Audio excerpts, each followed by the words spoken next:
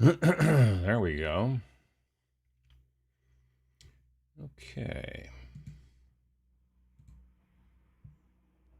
Grab the chat window, pop it out over here. Do that. Get rid of top chat, which is dumb. There we go.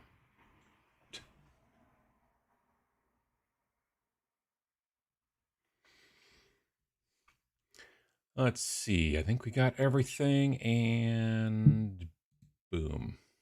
Smartly, I closed the door to the sunroom just before the show started because Rex seems to be on one a little bit right now. He was just yelling at me from the window over there.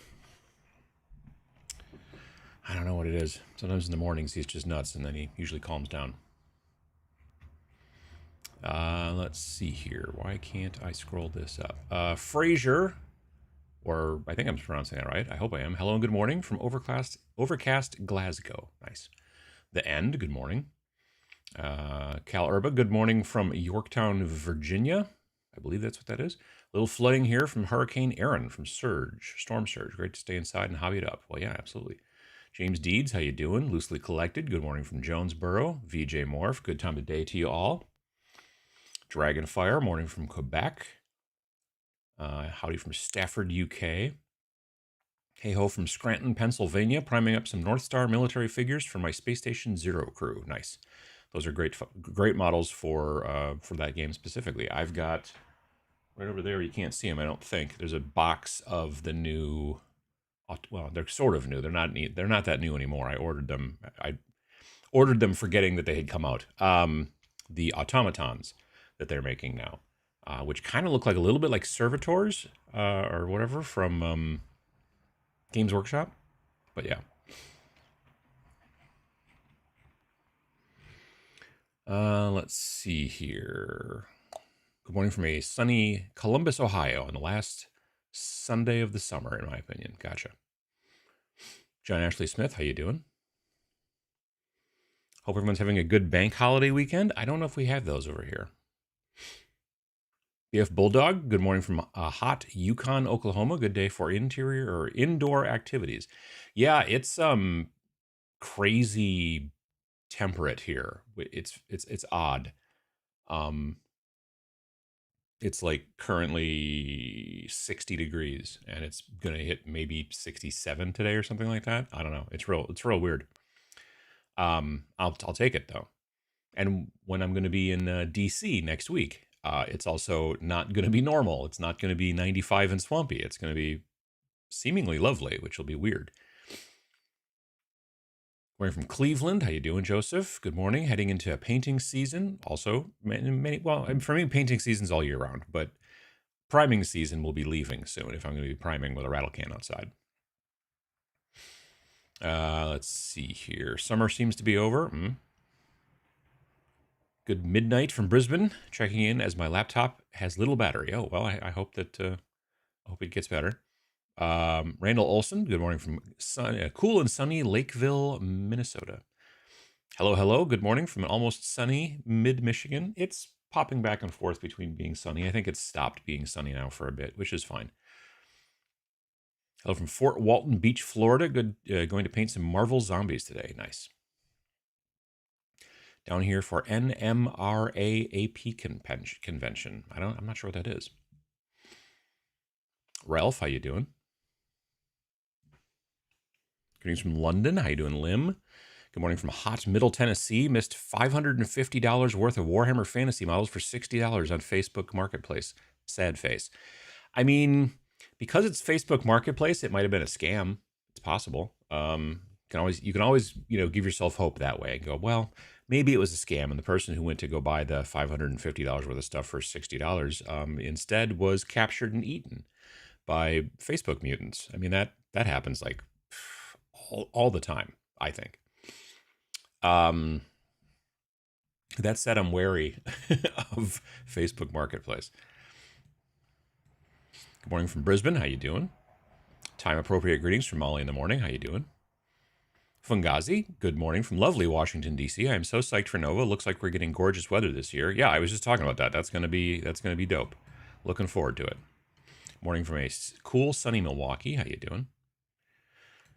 Painting some bolt action and then probably some infinity. Nice. Good morning from West Virginia. Good morning from Spokane. Working on an Inquisitor for Space Weirdos this morning. Got my first game on Wednesday. Nice. Good to hear, Taylor.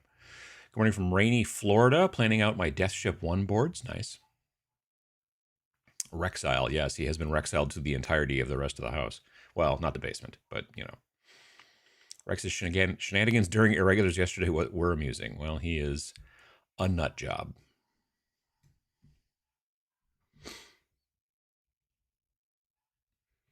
Let's see here. Good morning from Nashua. I'll be seeing you later this week at Nova. Nice. Good morning from Boston. Beautiful day, and the week looks good for Nova. It is. It does. Tomb of 3D Printed Horrors. Fat Dragon Games. How you doing? Greetings from Ohio. Painting mechs this morning. Nice. Good morning from a currently cool Saskatchewan. Soon to become a hellmouth for the rest of the week. Well, that sounds like no fun. Good afternoon from Kent, England. Good morning from DC. Already made the trip to Jordan and ready, or from Jordan and ready for Nova. Well, yeah, well, you're there early. You're there real early. Nice. I'm leaving on Wednesday. Yes, I think my flight is somewhere around 11 a.m. on Wednesday. And then I'll get there by like 4:30 or something. So, you know, considerably shorter flight than coming from Jordan, probably. I'm assuming, just the way that, you know, space-time works. Let's see here. Morning from Denver. Thanks for the content. Well, you're welcome. I appreciate it. Afternoon from a sunny Puckle Church in the UK, building 72nd scale Airfix model kits for playing Rapid Fire Reloaded World War II. Interesting. Hello from Quebec City. The only local convention is a Comic-Con that is more about cosplay than comics. Yeah, I mean, I've never been to a Comic-Con. I've been slightly interested sometimes because I do enjoy some comics, but I don't know. Like, I think it would be weird not having gaming there much. You know what I mean? Like, in my mind, and tell me if I'm wrong here, because like I said, I've never actually been. Going to Comic-Con seems like it's going to Gen Con, but just the vendor hall part, for the most part. I mean, there's going to be maybe some seminars, some panels, but for the most part, like, there's no gaming, you know? Like, there's not, like, Gen Con is admittedly a huge portion of it is the whole, you know, vendor hall area, but then the rest of the convention is at least twice larger than that, you know, because they use up the entirety of the football stadium. They do like all this stuff. It's a whole thing. So I don't know. There's a one in Chicago called C2E2 that I keep meaning to want to go to because it's not very far away. And it just never, I just always like, somehow it's the bad weekend or something. I never quite catch it.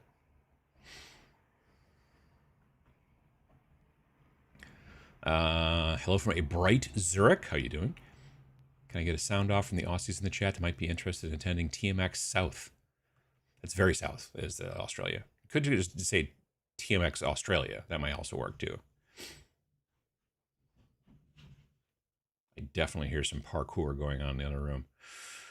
Morning from Middle Tennessee. Overcast, a little cooler. Went to the Huntsville Plastic Modelers annual competition yesterday. Saw quite a few 3D printed entries, both full models and mods. Interesting. Finally painting a Minotaur that's been giving me the side eye for the last 6 months. Yeah, they'll do that, you know. I figured out what the problem was with the 3D printing I was doing that had lower quality. I forgot to set it to lower quality. Nothing to do with filament at all. Oh, well, that's good then. Howdy from a sunny yet not too hot French Alps. Well, that's good. Good morning from humid Southwest Virginia. Hope you're well. Sad I can't make it to Nova. Yeah, I mean, mostly doing okay. Yeah. Summer ain't over until September 20th. I mean, technically true. And then sometimes it goes longer. I mean, not really, but you know what I mean. I remember running the little gaming convention that I used to run here in town before TMX. It would usually be in October.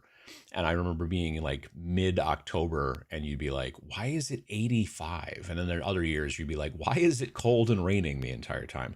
Fall can be a real crapshoot around here. Howdy from upstate New York. Picked up the kids from camp. Have a 4-hour drive home ahead. Painting tonight. Nice. Well, I hope the kids are doing well. Hope they had a fun camp. Day of Car Wars coming up here in Milwaukee. Nice.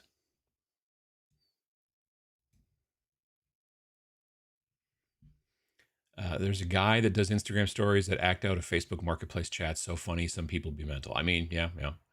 Sweden, how you doing? Morning from Western New York. Recently bought a blind box of misprints from Wargames Exclusive.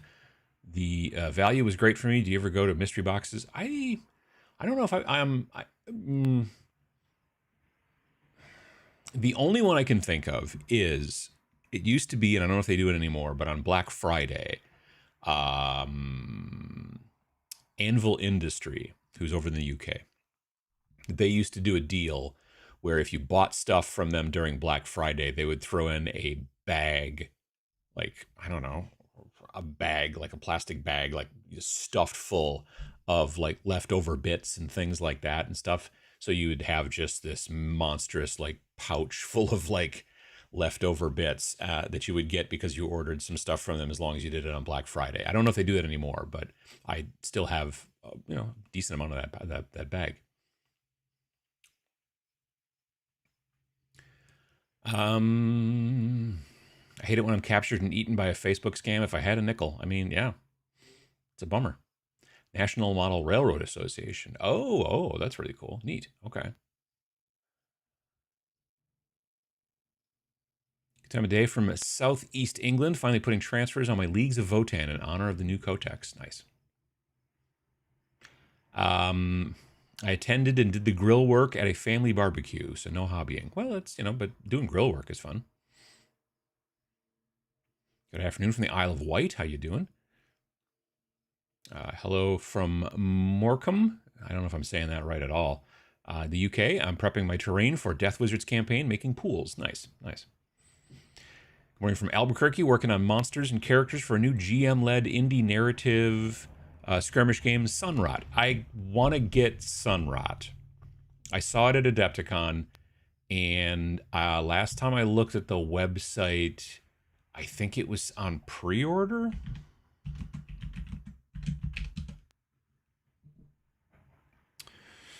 I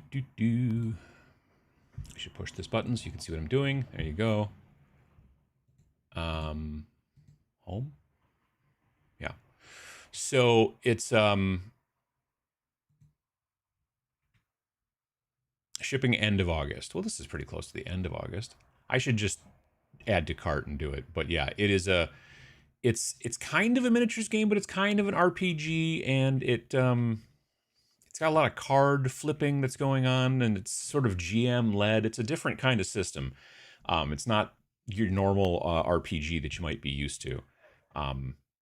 But I do want to take a look at it because I saw people playing it at Adepticon, kind of in the grimdark alley and whatnot, and it was interesting to me. So I thought I should look into it. It looks like well, it's obviously very miniature agnostic as well, all that kind of stuff. But yeah.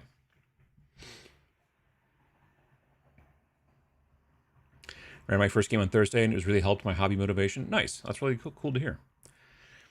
Probably, hopefully today, I will be educating my father about how video game music doesn't all just sound like bleep bloop. Yeah, well, I mean, nowadays, back in the day, that's what the machines could do, is mostly bleep bloop. But nowadays, there's, all kinds of stuff.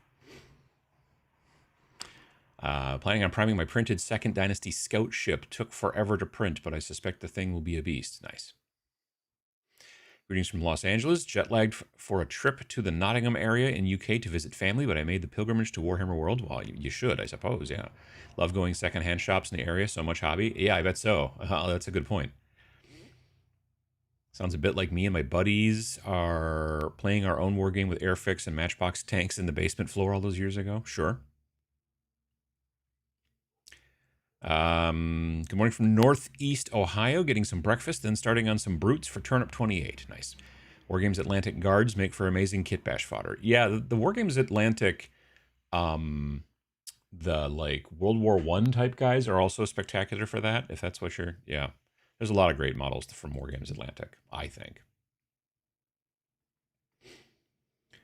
Not sure to be up for a Comic-Con. Cosplayers make me uncomfortable. My problem, not theirs.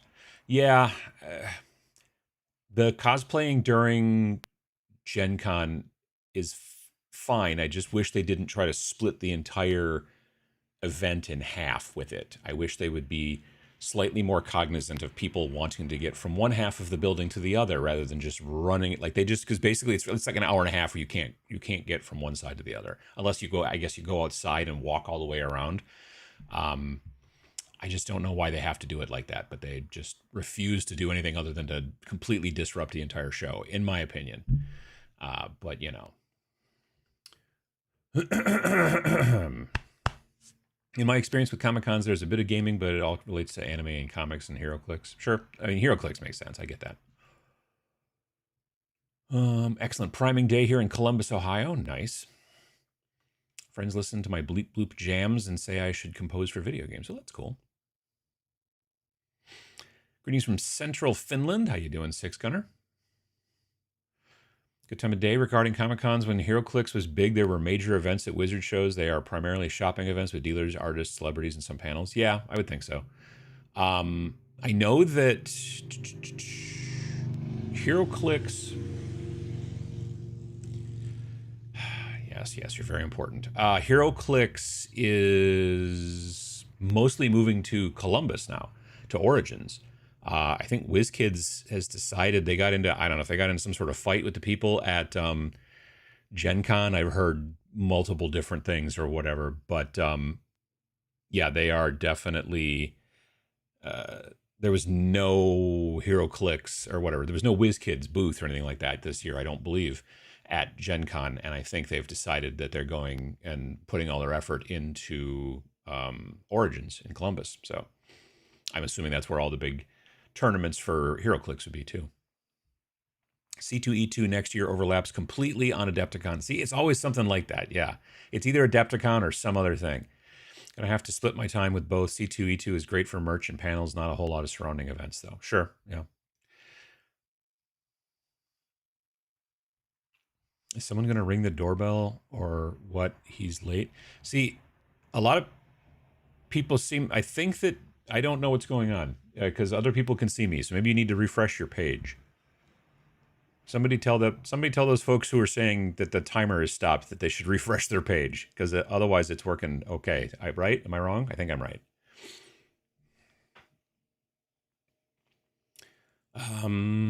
Let's see here. First time catching you live. Good stuff. Good to see you, Double T. C2E2 had bumped up the panel count, but I don't have numbers since I have not been to C2E2 in years. Sure. I bought a mystery bag of Vallejo acrylic paints last fall for $15 and was pleased with the random selection of colors. I mean, you'd think, yeah. Morning from Always Hot Phoenix, working on Goblin Moonstone models. Kind of excited about the newest Kings of War Champions hero. He's an axolotl with a water elemental, and the elemental is like smiley face. Nice. I vaguely recall you and Vince had on a Snarlcast talking about historicals dying due to the player-based physically dying. Do you think it's a phase and maybe will come back in the future? I don't know. I think that this is potentially why the historicals are not as big as fantasy and sci-fi within wargaming. Now, that being said, Little Wars TV, the YouTube channel, did a video about this several years back, possibly before the pandemic. I don't remember when it was, but it was a video quite some time back, basically, and they're a channel that's all about historicals. And they're a channel about, like, are historicals dying? And they were like, they're doing okay, but you know, it doesn't help that people pass away, obviously, and it is generally an older crowd, but there are some younger folks that are coming in. It's just fewer and far between. So I don't know. I don't know what the overall numbers look like. And I think that, I mean, I don't know. I know a lot of people, I know some people that play Saga. And then all of a sudden, eventually Saga's like, guess what? We're working magic into it, which gets a lot less historical, if I'm honest. But I'm wondering if they're not looking at it going, look, we got to do something here, right? Like, you know, just straight historicals are not as interesting to people. But if you're like, yeah, but there's also magic, you know, like there's a version with magic too, you can play that too, then maybe it becomes more of a fantasy thing and less of a historical thing. I don't know. I don't have any actual numbers, but like I said, I've seen people talk about it. It sort of makes sense logically, you would think. But Little Wars TV on YouTube is probably the better place they're a lot more where the rubber meets the road, in my opinion. Sunrot was this most comfortable I've ever felt running a game for the first time. You really just let the players and the cards do their thing. So fun and chaotic. Nice. And don't forget to hit that like button like it owes you money. Oh my goodness. Hope you're having a semi-productive hobby time. I'm putting models in my newly arrived battle foam so I can determine what additional battle foam I need to get later this year. Nice. It's always nice to plan that stuff. Like, it's always nice to be like, you know, I have everything like contained. I'm good. And then it lasts for about that long. And then eventually you've got more stuff and you're like, oh, now I got to figure out what to do. Good day from sunny and temperate Southwest Ohio. I'm about to head home from work and paint various minis for Frostgrave. Nice. So has Games Workshop just killed Warcry? Their secondary games are always a gamble. Well, let's see here. Websites. Oh, Warcry is still right there. So obviously it must still be something that they're dealing with. They must still love Warcry. Oh gosh. They technically mentioned it barely back in December of 24. And the last time that they had an actual real article about it was back in September of 24. So yeah, I don't know. Also, if you go to the website, let's see if this is still the case. If you go to the website and you say, I would like to look at games, please, that are made by other games. Yeah, Warcry says online only. It's the only thing on here that says online only. And I take that as a not particularly great sign either. I was gonna say, she's, because I hit shop, I hit shop all, and then nothing happened for quite a while. So I don't know. I think it's gonna be real interesting to see what happens at Nova. If they don't talk about it at Nova, the trick is that sure, they generally do things on a specific schedule. Nearly every game that they make runs on a 3-year schedule. Some don't, you know. Necromunda doesn't seem to really run on a 3-year schedule. Blood Bowl. But most of the rest of the games all run on a 3-year schedule. 40K, Age of Sigmar. I bet that I think that well, Horus Heresy is now on a 3-year schedule. The Old World is probably going to be on a 3-year schedule, I believe. Kill Team, you know, all that kind of stuff. So if they're sticking to that with Warcry, then they're running out of time. So if they don't announce it at Nova for it to come out sometime in the fall or maybe even winter, then I don't know. But there's nothing to say they couldn't wait, I don't know, 3 years and then go, oh, hey, 3rd edition of, 3 more years. You know, they could wait however long they want, technically. They have a tendency to be kind of creatures of habit, though. So I don't know. The real answer will probably be when this Warcry section disappears from the community page. And there's no longer the Warhammer or Warcry online only on the store. When those two things disappear, then we'll know. Pretty sure. Now, again, they could still bring it back. I mean, they could bring back Mordheim. They could bring back Gorka Morka. They could bring back whatever they want. But currently, it sounds like it's dead. But, you know, who's to say? I've been wrong once before. Just once. Let's see here.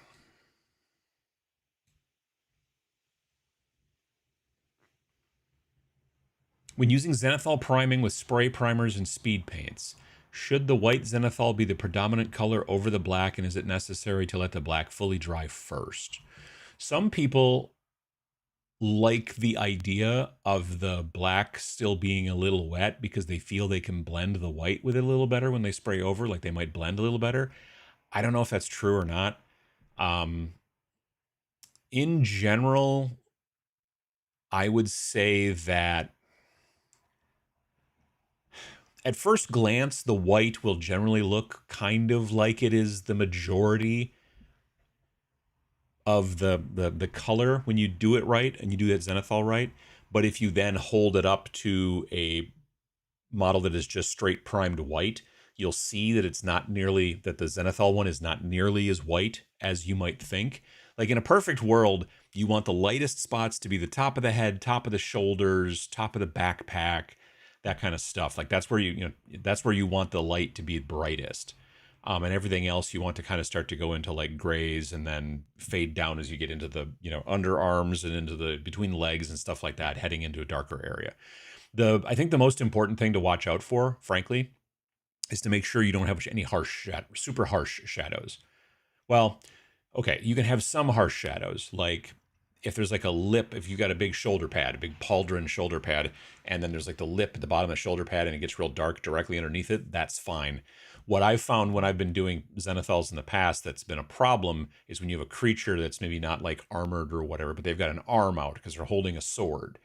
And it's like white, and then there's a line, like right, just, and then it's black. You know what I mean?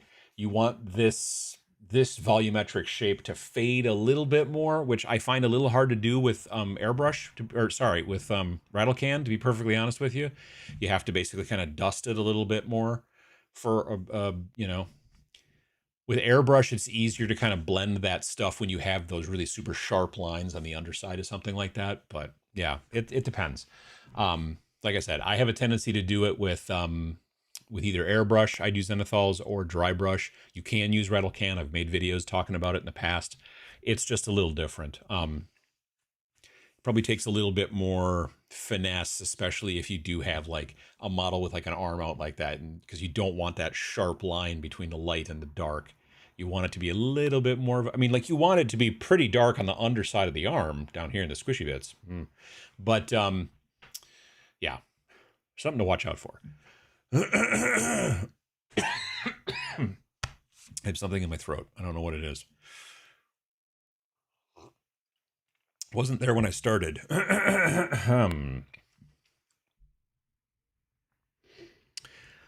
Especially in context on World War I vibes being more prominent in non-historicals due to being out of living memory these days. Sure. FTL soundtrack is a good one that is bleep bloop, but still so amazing and a great game too. I've never played it. I've been familiar with it for a long time or known of it and stuff, but I've just never played it. It's maybe just a touch too strategical for me. I think that's part of the problem. I'm about to start clipping sprues and putting together a Black Templar combat patrol. Your video and motivation helped, so thanks. Well, good to hear. Definitely. Good to hear. Good morning from Jacksonville, Florida. Trying to find motivation to work on Vampiric Undead for my OPR. Nice. WizKids need to reprint Wrath of Khan expansion for Star Trek Frontiers so I can finally get my Grail expansion. Interesting.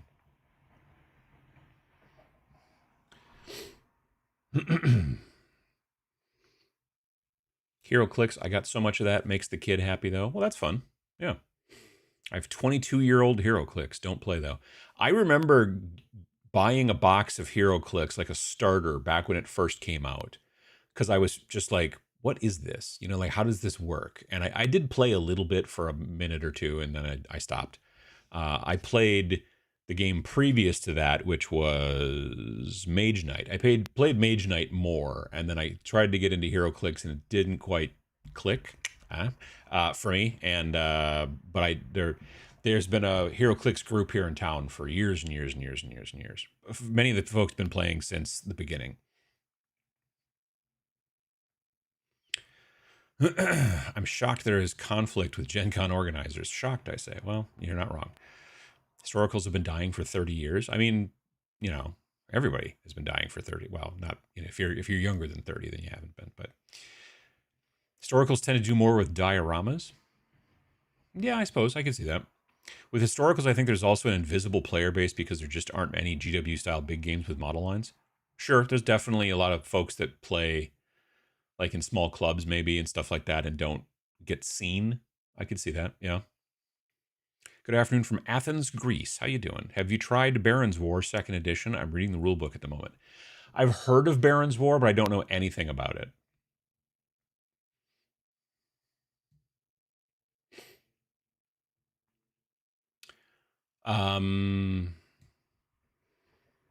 Let's see here. I certainly find myself interested in certain areas of historical pre-World War One, but my boyfriend doesn't have any interest. He wants weird monsters and magics. Yeah, I can understand that. I don't want to play. I don't want to play modern or World War II specifically because it's a little too fresh, obviously. Um, and that's just I'm not telling you you shouldn't. I'm just saying I don't want to.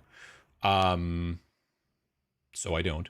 And then you start getting into World War One and before, like American Civil War, Napoleonics, ancients, whatever. I don't know. I just don't find the interest there. I'm not a big history buff. I think if you were, it would make more sense for sure. But I've never really been a big history buff, so most historicals don't do much for me. I wonder if historical games can adjust to more recent history, war on terror era, like how all the Call of Duty and Battlefield games went to modern times instead of World War II.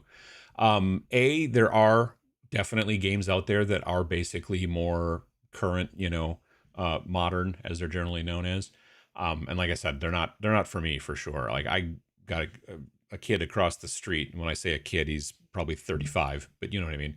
There's a kid across the street who like he was in Iraq and he doesn't like he's got because at one time I was like, hey, I could show you how to paint some miniatures, and he's like, oh yeah, I can't do that. I'm like, well, I mean, you got to learn. And he's like, no, it's not that. He's like, I came back from Iraq with this shake. He's like, I can't really like do much about it and everything. And I'm like, oh yeah, well that's so he said it was hysterical to watch him eat tacos. That was not my joke. That was his joke. He's like, it's hysterical to watch me eat tacos.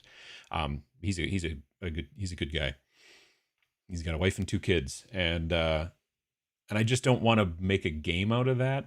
One of the reasons why I like Blackout is because it happens like 100 or 150 years in the future, so it's not a thing that like it's still got some of that more. Because the thing is that newer historicals, specifically moderns, very frequently have a little bit more of a tactical skirmishy thing going on because that's the way that the actual actions happen. It's not about squads as much, like say something like bolt action, and it's not about rank and flank lines like Napoleonics. It's a lot more kind of door to door and that kind of stuff. And I just, like I said, I'm not interested in that as playing that as a game when there are people who lived through it and are still alive and everything. But you make it at 150 years in the future and it takes place on a different planet, then I'm like, cool, I like this game style, but I'm not having to, it's fantasy. I mean, it's sci-fi, but it's fantasy. You know what I'm saying? Fantastical. How about that? Um, Will Snarling Badger Studios, not games. Will all Starling or will all Snarling Badger games, lowercase game, whatever, be sci-fi fantasy? Probably. I mean, technically, Majestic 13 is neither fantasy as we think of it, nor is it really sci-fi. It's kind of sci-fi, a little bit, but it is more, I don't know, like UFO, X-Files kind of shenanigans like that, right? It definitely is fantastical. I don't see us ever making a historical game.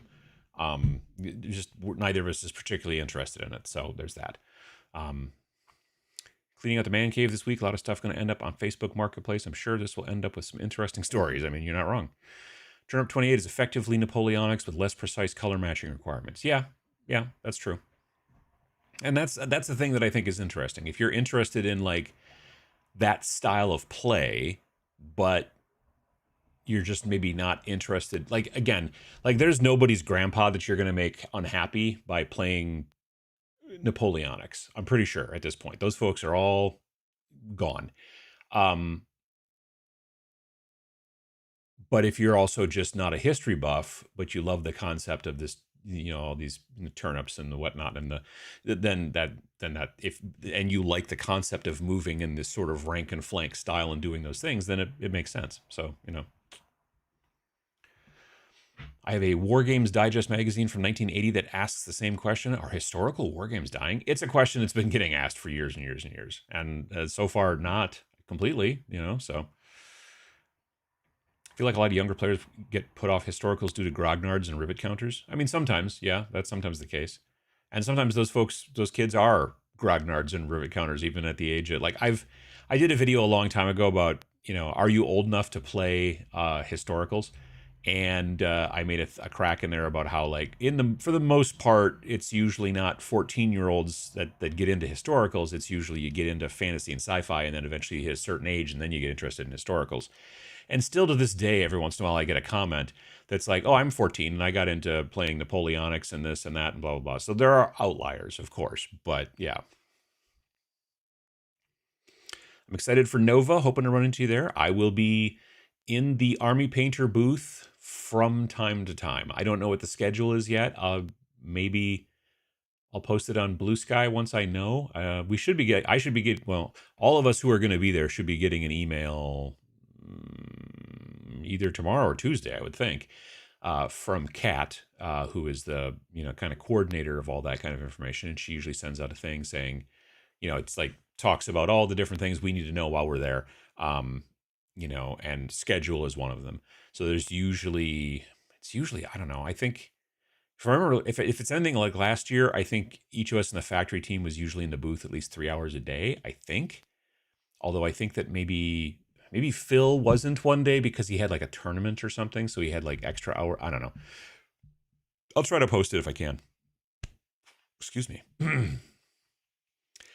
I'd say that between my boyfriend and I, it's because I've got a history degree, but he does too. So that can't be it. Well, yeah. I would almost definitely play Saga if it was something I could get the rule book for without importing it. Yeah, yeah. They need to bring back Speed Freaks. That game was fun. I don't know that it sold well, which is weird because it was basically, I felt at the time, it was basically just an excuse to get 3 of those or 4 of those buggies or whatever into your hands for cheap. There was also a board game that they did too that had like 2 Chaos Knights in it, or was it a Chaos Knight and a non-Chaos Knight? I don't remember. But it had the parts for that in it, and it was like a game that you could play with them, but you were like, no, it's literally, everyone buys it and just takes the models out and throws the rest of the crap away. I don't know. I forget what it was called, though. They will burn through the existing stock in the online only phase, most likely. I mean, I don't know about burn, but they will definitely try to. Morning from cloudy Tampa, Florida. How you doing? I'd be up for some Gorka Morka. I just like saying Gorka Morka. Gorka Morka is a lot of fun to say, I'm not going to lie. There is a game that is basically Gorka Morka. Well, there's a Speed Freaks, actually. Yeah, it's not exactly Gorka Morka, but it is Speed Freaks. There's a Speed Freaks video game, which I think is free to play. I think I don't know if it's on like consoles or if it's just on PC. But yeah, there is a Speed Freaks free to play video game. If using Rust-Oleum 2X for priming, the instruction is to spray within 20 minutes of applying the first coat, so the 2 coats bond well. I guess that's why they say to do that. That could make sense too, sure. Gorka Morka is as fun to say as Bleep Bloops. Yeah. How about a Gorka Morka reboot reissue, or even better, Dark Future? Dark Future also has a video game, by the way. Actually, I used to play it. It was fun. I used to play it on stream once in a while. Yeah, I don't know. I don't know why again, I don't know why they don't bring some of that stuff back, but just happy to be here. Well, there you go. Gorka Morka is as fun to say as Saskatchewan or Puckle Woke up to hoodie weather in the upper Midwest. Yeah, a little bit. Like I don't know. It's going to get, well, it's not going to get that warm today. It's going to get, like I said, high 60s, which is fine. Civil War guys still do a lot of modeling? Sure. Oh, yeah. Oops. There we go. Have any thoughts on Ninjon's color cube alternative? If you haven't seen the video, it's interesting to me as someone who is colorblind and I lack color coordination capacity, according to the wife. I haven't watched the video yet, no. Shout out to Old Guard Games in Milwaukee for hosting a 1,000-point Old World tournament yesterday. Nice.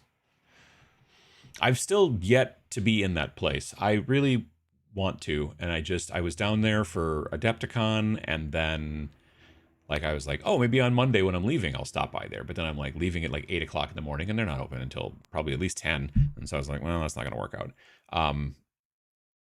It's not that far away. I could just drive down there. I just don't go to Milwaukee that frequently. But that's cool that they're doing Old World tournament. That's cool. I think it's smart for historicals like Misgard and Saga to add some fantasy because that's what people asked for. You can use your old Warhammer figs. Also, games like Conflict 47. Yeah, Conflict 47. Like, as a person who isn't really interested in playing World War II historicals, Conflict 47 is a different story because it didn't happen. It's not, you know what I mean? There's like laser tanks and werewolves, and well, I don't know if there's laser tanks and werewolves anymore. I'm 98% sure there's still some sort of laser tank, but there's also like mechs and jump pack dudes, and I don't know what else is coming on soon. But I've been paying attention to the kind of new launch of the new edition of Conflict 47. I don't know if it's the third edition or the second edition. Might be third. Love the idea of HeroClix, but couldn't build a good squad because they had to make comic book sense. I played a friend that mixed Marvel, DC, and everything. He was unstoppable. Oh, sure, I could see that. Yeah. I used to have a bunch of HeroClix, and we used to play a lot. My group broke up. That's why I almost never play anything anymore. And my HeroClix stuff got stolen from storage. Well, that's no fun. There's a historical gaming convention in Texas. It's been going for 25 years. Nice. Closest I can get to historicals is if they are weird. Lately, I've been enjoying Turnip 28 for the wackiness, and Conflict 47 definitely has my eye. Yeah, exactly. I totally get that. Like, I'm not necessarily. I love the concepts of Turnip 28, but I'm not generally a fan of like rank and flank style games. But the models that they've put out over the years have been really cool. You know, the STL files and stuff like that, they've been great. The artwork they put out, the book, like all that stuff is awesome.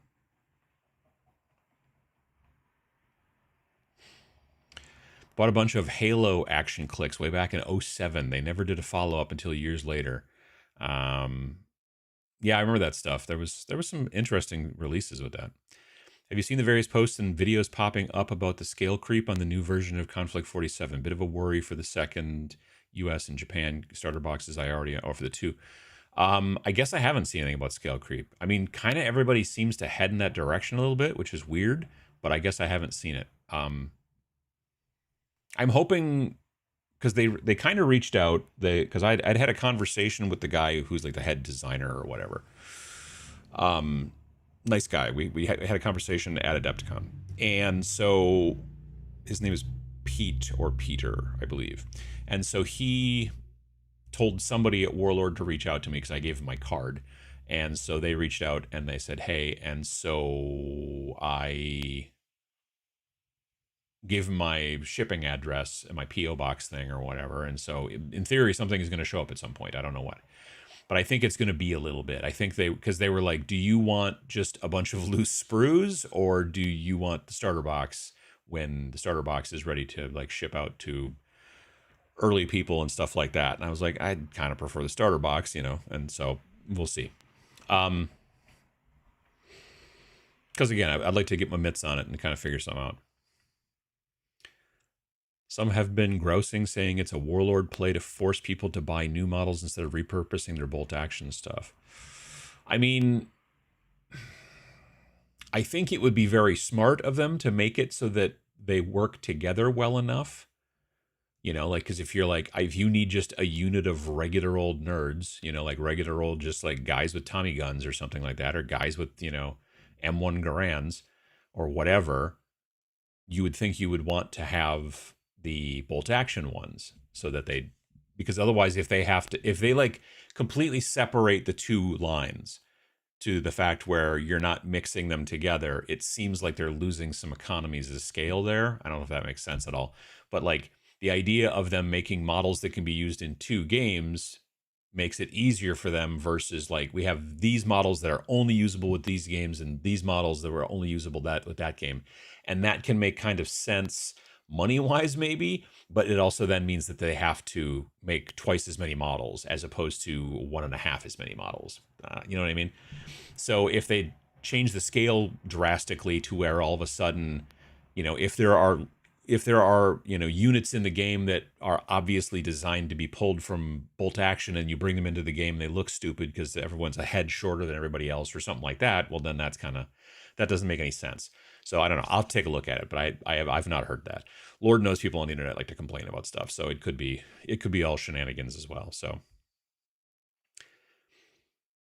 Because if they came out with like regular Tommy gun type guys that were designed for Conflict 47, then I could definitely see that they're really splitting it and not having any overlap. But if in the rules there's overlap, then you'd think that they would not want to make their scale look squirrely. But I don't know. It's hard to say. One more question regarding priming. Is it better to just dry brush the white zenithal as opposed to rattle canning or using an airbrush? It's up to you. I prefer to use an airbrush because I like the smoothness to it.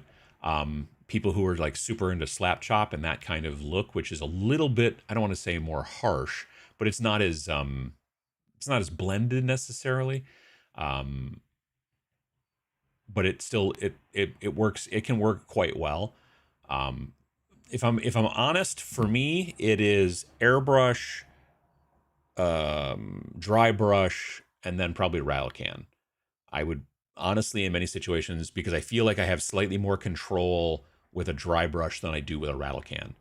Rattle can still work and you can get really good with it, but I feel personally like I have a little more control with dry brush and I have considerably more control and also can get a much smoother kind of blend with an airbrush. So I'm like that with World War II, Weird War, or things like Sergeant Rock don't bother me though. Silver Bayonet or Dracula's America, maybe Jam. Well, those are pretty cool concepts anyway. I love the stuff Spectre operations do, but I exclusively stick to playing the more sci-fi side of things. Makes sense. Hi, Uncle Adam. Hailing from Farmington Hills, Michigan. Have you downloaded the free beta rules for Wargames Atlantic Deathfield's arena skirmish game with Grognards and Ramsjager squad listings? I haven't. I've heard about it. I heard they're working on something finally, but I haven't looked at it really. It makes sense, you know? Silver Bayonet and its ilk are historical enough for me. See, I can understand that for sure. How about Wild West skirmish? Do you consider that as historical as well? Well, I mean, it can be very historical, and you can also go into like Wild West Exodus, the game from War Cradle now, and that game has aliens in it and all kinds of robots and crazy shenanigans there. I've just never been a Wild West fan either. Like, if I have to choose between World War II movie and Wild West movie, I'm gonna watch a World War II movie. I'll be honest about that. So yeah, that's for me not a thing as much either. Majestic 13's not historical? I mean, depends on who you talk to. I love Dead Man's Hand. Pew pew, nice. Horus Heresy is pseudo-historical. Yeah, Horus Heresy is like the historical version of Warhammer. Kinda. A little bit. Wild West Skirmish. Wild West Skirmish with giant steampunk spider. Oh, there you go.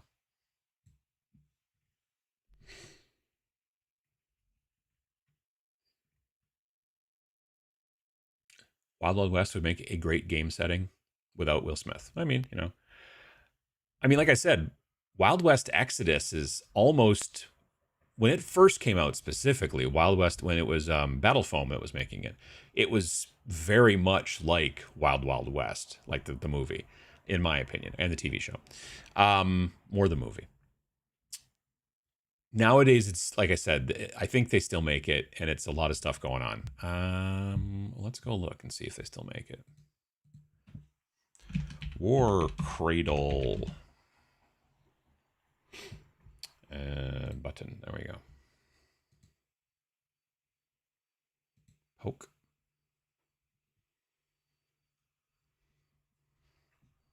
Oh yeah, see? So they do some terrain stuff. They do Wild West Exodus and Dystopian Wars. I forgot about Dystopian Wars. Oh, they still do Mythos too, according to this. Oh, look at that. There's more. There we go. Look at that. Lost World Exodus, Firestorm Armada. Mythos is like a Cthulhu game. Wild West Exodus. And so, yeah, this was originally designed by the folks over at Battle Foam. And it was like a slightly steampunk non-historical, let's say, fantasy, Wild West of America. There were characters in there who were characters from American history, but they were like tweaking them and stuff like that, like I don't know, Abraham Lincoln had robot legs, maybe, or I don't know, the hat opened up and you could fire a missile out of it. I'm making that up. That didn't happen, but there was definitely stuff that was interesting. And by now, so War Cradle is part of Wayland Games, from what I understand as well. By the way, but like, they got Tesla bots. They got these look like some robotic henchmen, maybe, or maybe they're just armored. Yeah, I don't know. There's all kinds of. Also, they were the first people that I ever saw that did bases like this too, where it was that kind of chamfered sort of like GW just does the little those, and then a lot of other people like Malifaux and War Machine and stuff like that have the rounded edges to the bases, and these guys did it a little bit more. I don't know. It's an interesting look. It makes them a bit taller, but yeah, that game's still out there. Oh, and then like I said though, but when War Cradle picked it up, they also did add in aliens. So that was a completely new faction that I don't think that was in there when Battle Foam was doing it.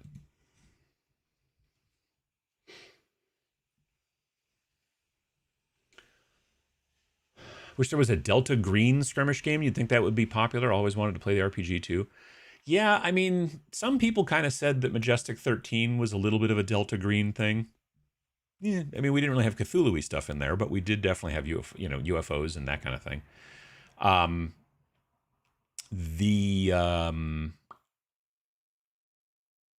mythos from War Cradle definitely has Cthulhu stuff going on, but it's not like Delta Green. It's not like tactical dudes going up against Cthulhu monsters and stuff. It's a little bit more how would you say it? I don't know. It's a little bit more like written from the point of view of H.P. Lovecraft. It's more 1920s, I guess.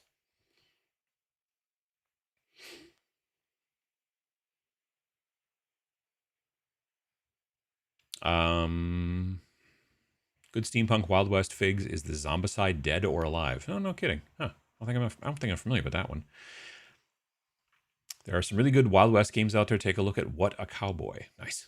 From Two Fat Lardies. That makes sense, yeah. Nothing quite like some Bleep Bloopin' Gorka Morka. Ooh. Is Turnip 28 a gateway to historical? I think it can be for some folks. I think it can head you that direction, maybe. I could see orcs getting into Bleep Bloops. There are some orky Bleep Bloops. I would feel like they'd be more into metal, but I could be wrong. Gorka Morka files are plentiful on Yak tribes. Oh, you can still play it. Yeah, no, that's true. You're not wrong. Yeah. Turnip 28 is a gateway to mental illness. Wow, I don't know about that. Maybe. Laser wolves and were tanks. I mean, a were tank would be something. That would be cool. There are still laser tanks and werewolves in Conflict 47. Gotcha. I know, like I said, I was 98% sure I'd seen a laser tank, but I haven't seen the werewolves yet in the new version, but yeah. Come to Old Guard on a Thursday for Necromunda. My Thursdays are usually editing day for my videos that come out on Friday, because I don't seem to plan ahead. So yeah, Thursdays don't usually work for me, but I appreciate it, Drew. Historical games are not as plug and play as other games. Besides building and painting, most other player research in their army and try to get it correct, and that can be a huge time sink. Sure, but if you're interested in that type of like historical, research and stuff like that, if you're into that kind of thing, then that totally makes sense. I think Turnips, Silver Bayonet, Saga with Magic, Baron's War Fantasy Expansion are all possible gateways, because once you start, you've got some models that you can plonk down. Yeah, it could be that way. Conflict 47 does look cool. I've already got the World War II thing covered. Sure.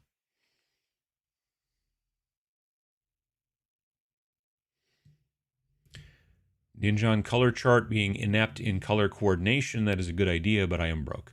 I mean, I'm assuming it's not a Kickstarter, is it? Like, it's a thing that he's going to have available for a while, or is it like pre-order only and then you're done? Like I said, I haven't watched the video yet. Yesterday I had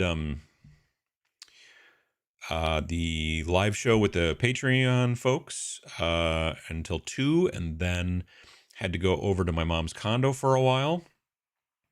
and work over there a little bit to help continue to get rid of some stuff. And then I went over and visited my mom at the nursing home place, and then came back here and did some cleaning and stuff and whatever. And then eventually we grilled out, and then we started a fire in the fire. We have this metal fire pit thing that we can put in the driveway. Turns out you should also make sure not to put it underneath the wires that run to the house. One of them is the fiber optic cable. So luckily we moved it pretty early, but I was like, because the fire was starting to get bigger, I'm like, I don't want to melt that stuff. Anyway, yeah. So luckily we burned all of the sticks that we had. It takes a lot more work than just putting some logs on the fire and just sitting back and having a cocktail. It's a lot more of like breaking things and throwing them and just, but you know, we have a couple of trees that drop sticks like it's their full-time job. So we always have a couple of big cardboard barrels full of sticks to get rid of every late August. So here we are.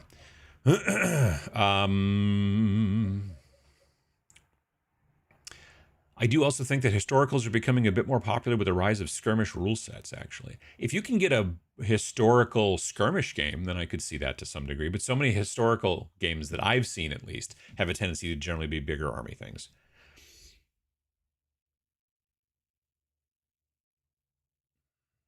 People on the internet love to complain? When did this happen? That's a good question.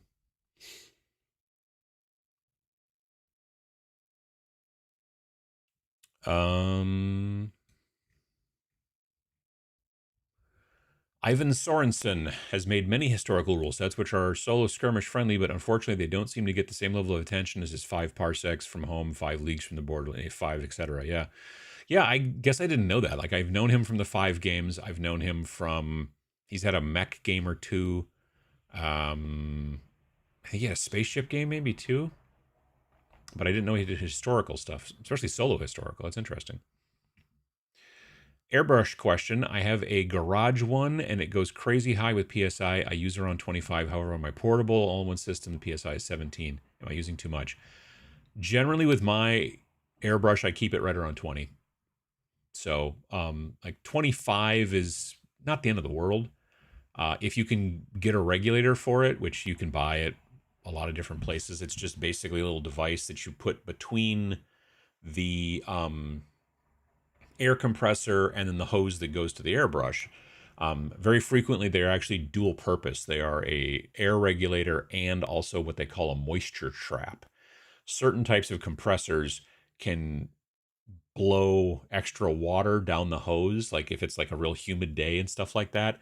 And the moisture trap is a place where the water goes down inside of a little glass thing, and then there's usually a little button on the bottom you can push, and it's almost like a spit valve kind of on like a tuba or something like that, and then a bunch of moisture will come out. But it keeps it from going down the hose and getting shot out your with your paint. So if you can find a simple moisture trap slash regulator, then you can, usually what will happen is it'll have the moisture trap part, but it'll also have a thing with a dial and then like a knob, and then you can turn it so that the little needle goes to like 20 psi, and then that works out just fine.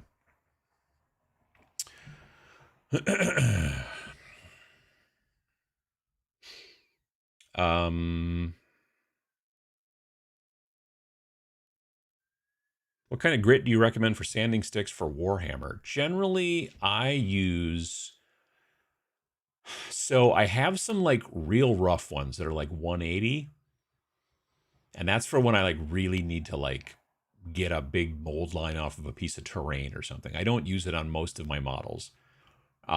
It's usually more for like bigger plastic things or on metal sometimes. If there's like a really big piece of flash. Then the stick that I use the most frequently is usually somewhere around 340, and then I have a 600, and I think I have 1,000 grit somewhere. But that's not so much a stick as it's like a weird little piece of like foam. Looks like a really big stick of gum, and then on one side it's 1,000 grit. But I rarely use that one either. It's generally the 340 and the maybe 600, especially if I'm trying to smooth something out. Then yeah.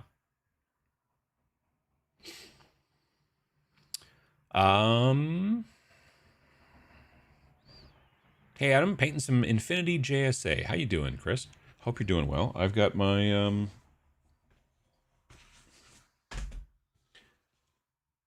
essentials right here, which I have not yet gotten a chance to mess with. It'll be a post Nova Open kind of thing. Pirates are weird to me because like they are historical, but pirates also manage to feel really fantasy coded.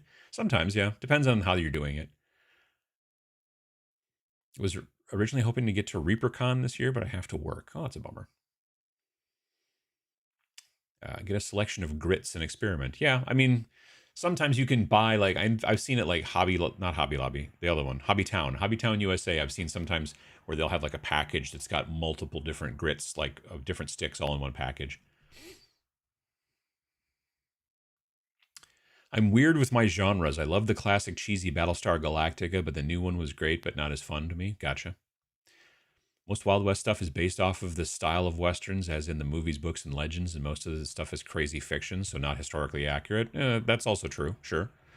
Dead by Lead is a Wild West game. Never played, but heard it's good. Yeah, I've heard about Dead by Lead quite a bit. Any solo war games you recommend? I like Warhammer Quest games, but would love to expand out, especially if it has a small footprint. Well, so basically, other than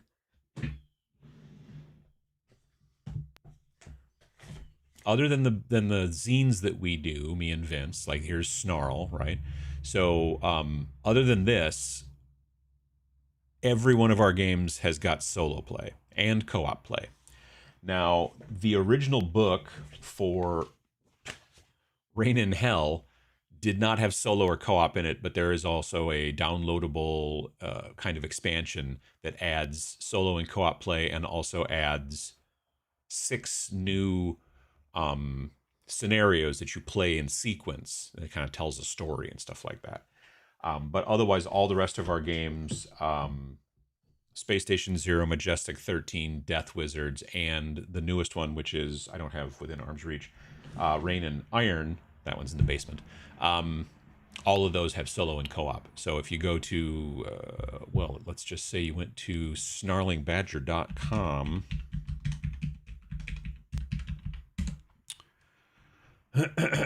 And you clicked on that thing, their website. So yeah, you go to snarlingbadger.com and you go to our games, and like I said, pretty much every one of the regular games has solo and co-op.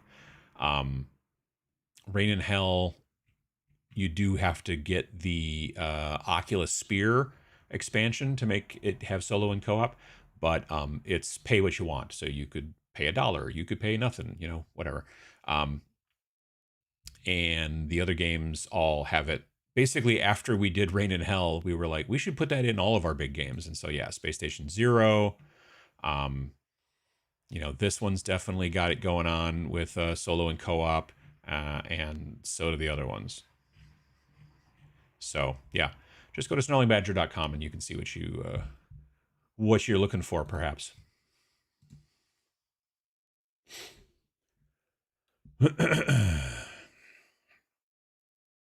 Otherwise, 5 parsecs from home is good.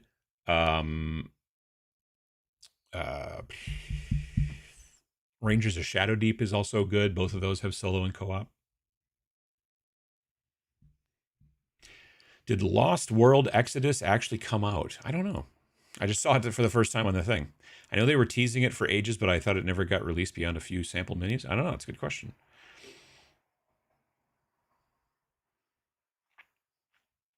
Snarling Badger games are mostly solo modes. True. Yep. Made it. How you doing, Darknet?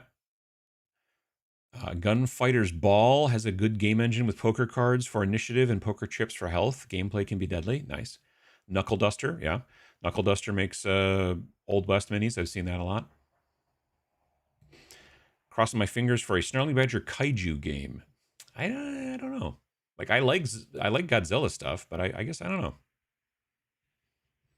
As someone who grew up in the West, I think Wild West fits into fantasy better, considering a lot of that genre has been exaggerated and altered for entertainment purposes. Sure. Weird Boys definitely be bleep bloopers, and that could be. I could see that. Orc boys are definitely into metal. Mech boys would listen to synthwave while making weird super weapons. See, I mean, and GW never asks us this information, do they? No. Leaving money on the table.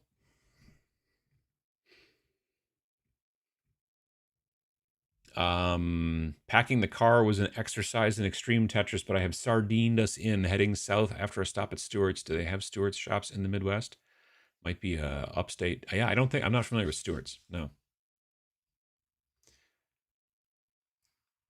Consider analog synths blasting with real gritty bass and white noise percussion and effects. Sure, yeah.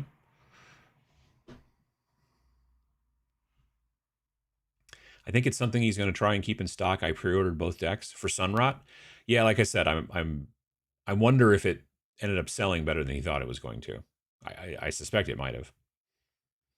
I miss my paints. Looking forward to getting back to Spearhead work. Funny how you and Vince both have had hobby motivation style videos. Motivational issues is definitely a thing in this hobby. It is.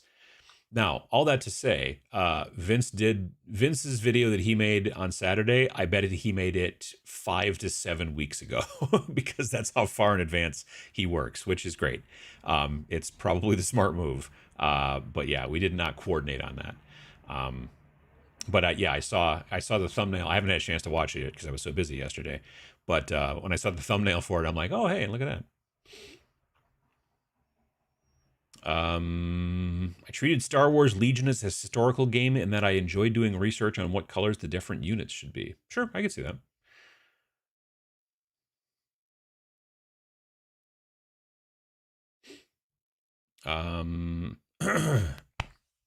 Baron's War is historical skirmish. Gotcha. Okay. Working on natural terrain. Got any of your favorite pieces for natural terrain? I don't know. I don't like. I have some 3D printed stuff that I didn't design or anything like that or whatever. I have some like kind of interesting natural, like sort of rocky outcroppings that I use for like for mech games like Alpha Strike or Flames of Orion and stuff like that because it's that right, that right scale. Um, but yeah, and well, actually, I have two sets. I have one set that I 3D printed, and another set that I bought pre-made that are different types of rocks altogether. Um, yeah, I don't know why. I know I when I first started, it was all about making like hills and rocky crags and stuff like that out of foam and stuff. But these days, I don't. I'm more interested in making buildings when I'm going to start to either scratch build or design something um, in a 3D design program or something like that. Baron's War is great, and it's historical skirmish. There's an expansion for Robin Hooding. Nice. Ninjan Project looks cool. $50 a deck feels pricey, but it's a small creator thing, I guess. Could be. I don't know. I don't know how many cards there are. Yeah, I don't know. Lots of historical skirmish stuff hitting the market these days, and more to come. I mean, I think that if you're a historical game designer at this point to differentiate yourself from the rest of historicals, it's probably a smart move to do skirmish. Also, skirmish are pretty popular these days in comparison to big army games to some degree, so that's also something to think about. Like if Vince and I were to do a historical game, it would definitely be a skirmish game. Like we're just any game that we make at this point are basically skirmish games. I don't know that we'll ever make an army game. I mean, Great Goblin Argle Bargle is only like 20 models maybe roughly, but that's about as close as it gets. Snagged some screenshots on my phone of the color cards. I'm not an artist, know nothing of color theory. I mean, I went to school for art, but I don't know that I mean, I know about like complementary colors, and I mostly went to school for photography, but you have to, at the school I went to, there was a lot of other stuff you were supposed to do, that was art related. It wasn't all just, there we go. It wasn't all just like, oh, you only do photography all day. It was a lot of other things you had to dip your toe into. Um, yeah, I don't know. I don't know. Like I've never thought of using. I've never thought of using like unless I'm painting something to match something else. Like I'm like, oh, I want it to look like this color scheme from this magazine on this codex or what. I mean, then fine. But otherwise, if I'm going to sit down and paint, I rarely ever am like.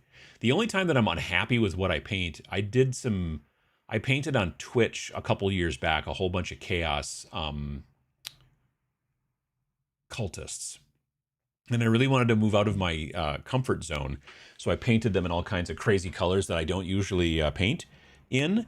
And when I got done, I hated them. Just, oh, God, they're god awful. So I really want to go back and just spray over them and do it again. But, that's the thing that's cool about miniature painting is you can always do that. Technically, sharp practice by Two Fat Lardies is skirmish, but it's skirmish at historical Napoleonic skirmish scale, so like 50 models. Yeah. Hello from Ireland. A new sharp skirmish is coming from Wargames Atlantic. Special double figures launching 54 and 28. Interesting. A bunch of the Osprey games are skirmish historicals too, but a lot of these skirmish historicals just aren't very good. Well, when painting minis, I don't know when to call them done. Well, that's kind of the trick about like the video that I was talking about this past Friday about knowing when to stop.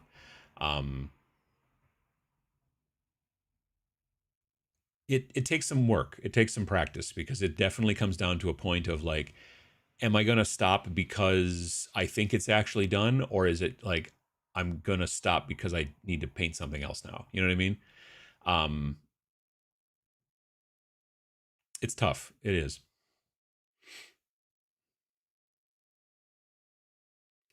Harbor Freight sells an affordable regulator / moisture trap, and it works. I think I bought mine from like a local hardware chain from like Menards, which is like a Midwest thing. But yeah, that's where mine came from, I think. Well, my initial one. When I bought the new compressor, it came with one. So, because the first compressor that I had was literally a compressor that I bought from a hardware store. It was like, it was a big red compressor and like with a big red tank and stuff like that, and it was super crazy loud because it was not an airbrush compressor. And so you'd turn it on and it would fill up the tank and it would be very loud, and then it would go silent, and then you would just spray for a while because you'd be using the air that was in the tank. And then when the tank got to a certain point where all of a sudden it needed to be filled up again, then the motor would kick back in and scare the crap out of you. But yeah.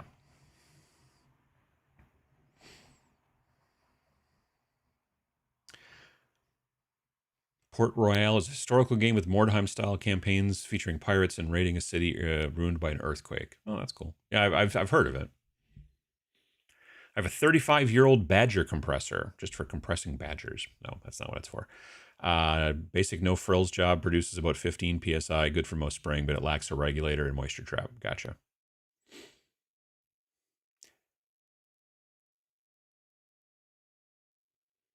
Still have Deadlands Great Rail Wars. I had a friend well, I still do. She's still a friend, but she, like the original Deadlands RPG, I think she owned like every single book for it. I think the French and Indian War is a viable option for skirmish stuff and would look into that era. My next paint project is going to be Knights for Malev's Great Helm. It's fun to paint one-off knights. Yeah, absolutely.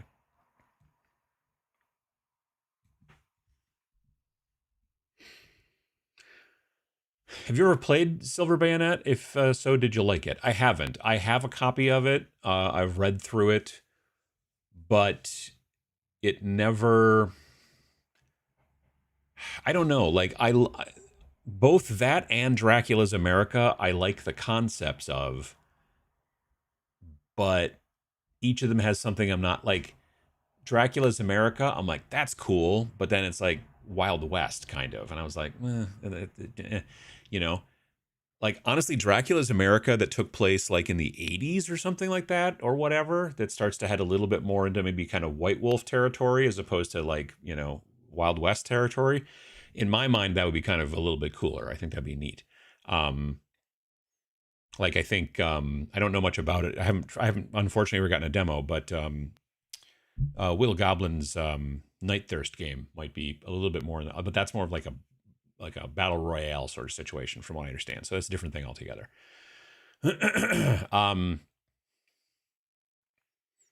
But and then what was the issue that I had with Napoli or Silver Bayonet. I think it was just maybe a little bit, if I remember correctly, the rules to me at the time just seemed like a little too dense. Osprey sometimes does that. Sometimes the Osprey rules are a little too dense because they got pages to use up. You know what I mean? Like, I don't know. Like, at least with like the normal Blue Book games that Osprey does, you know they're going to be 64 pages because that's what they've got. Those all books. Those books are designed to be 64 pages generally, and that's what they do. So yeah, I don't know. Every game can be solo if you believe in yourself. Also true. Very true. I'm tempted by those Infinity Essential sets, but when I learn pretty much everything is digital, no core rule book, it's not for me. I'm fine with that, frankly. Like I don't. I'm kind of tired of having extra books. Are you bringing physical copies to Nova of Snarling Badger game books? I would get some if you are. No, I don't think we are. Now that I come to think of it, we would have had to have planned ahead more to do that, and then I would have had to have sent them to Vince's house. I will have a meeting with him tonight. There may be some that are already at his house. That's a good question. I know there won't be any of the new one though, because he doesn't have any copies of the new one other than his copy. And I can't really bring him on a plane particularly. And that's one of those things we should probably plan better on. I think partially it's because when we go to these conventions, we don't go to sell, so we don't think about it ahead of time. Like we're having an event where we're going to talk about game design and stuff like that. We've got like an event. It's Friday or Saturday night. I forget exactly which. We're going to try to record it, maybe with video, but maybe not. We'll see how it goes. But we're going to try to record it and maybe turn it into a podcast episode or something like that. I don't know. Sleep pods suck. Like on an airplane kind of sleep pod? Never been in one of those.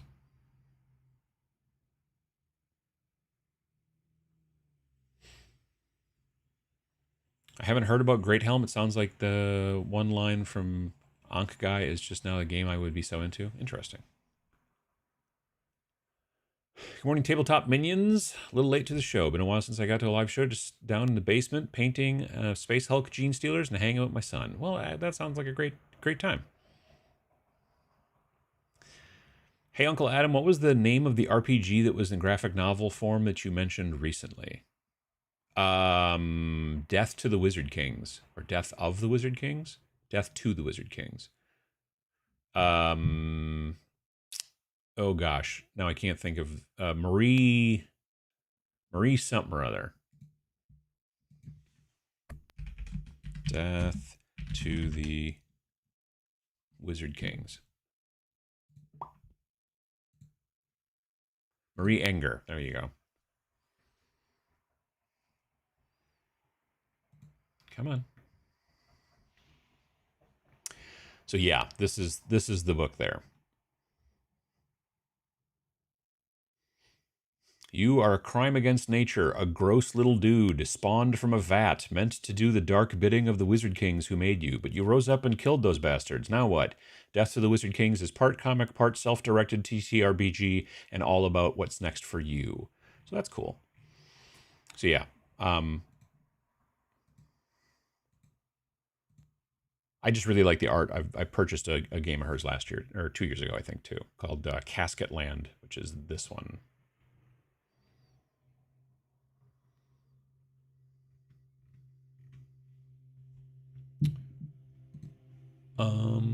Okay, let's see here. Tanks for the Apocalypse is a historical game. Well, it's a alternate history because it's not future history. It's technically it happened back in 45 or 43, whenever the big Trinity test was from Oppenheimer. That's when it that's when it happened. I was watching Midwinter Minis recently, and he had some great ideas for using Space Marines in Necromunda. Huh. Seems a little overpowered for Necromunda, but I don't know. I like to build terrain, but I end up with a lot of clutter, squirreling away bits and pieces. Yeah, I've done that myself. Essenspiel in October. I don't know if I'll ever end up over there. I don't know. Be kind of cool, but yeah, I don't know. Totally got into Ancients due to a skirmish game called Clash of Spears. For just a split second, I thought it said Clash of Sporks, and that sounds like that would be sort of fun, I think. Clash of Spears is a good game. I've never heard of it.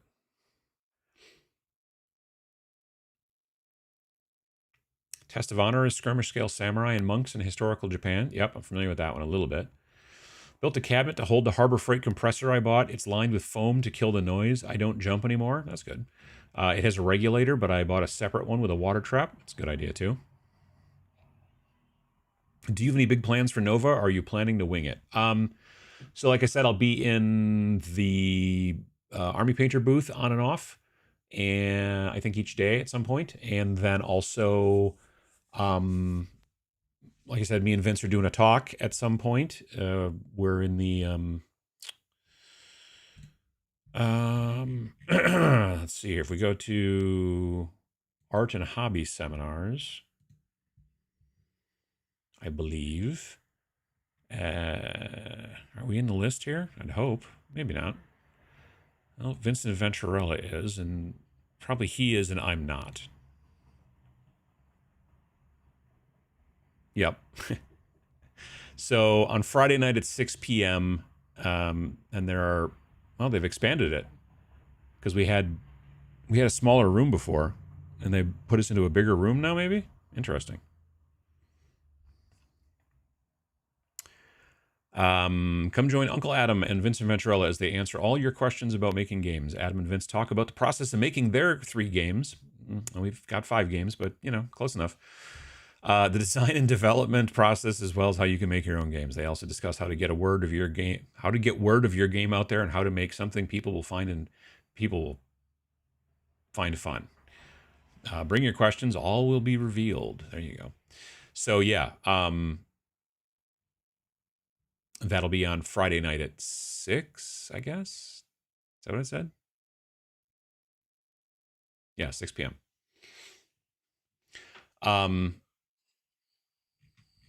So that's cool. That's pretty much it about as far as actual, plans. Like I want to shoot footage. I want to shoot better footage this year. I started doing it with Gen Con. Did I do it with Adepticon? I might not have. Gen Con is where I finally sat down and wrote up a list of things I wanted to show people. Ahead of time.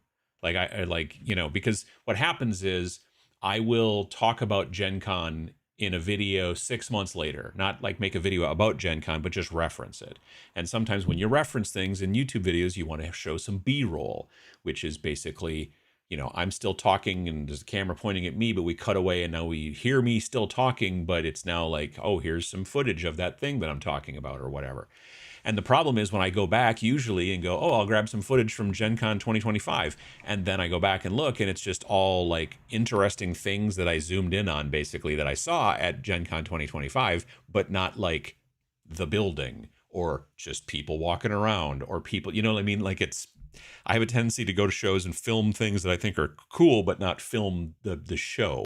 So I actually wrote up a list this year, a shot list, and said I need to get footage of this and this and this and this. And so I'm going to do some of that again as well at Nova. Whenever I talk about Nova, all I have is footage of the big 40K tournament in that weird room. And then that's mostly about it. But there's a lot of other things going on as well. So I'm trying to get better about that.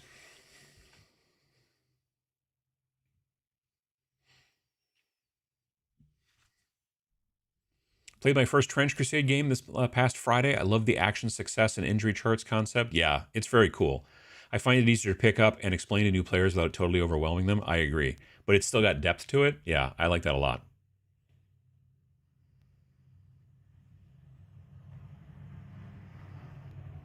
It's not an airline pod. It's in a hostel. Gotcha. Okay.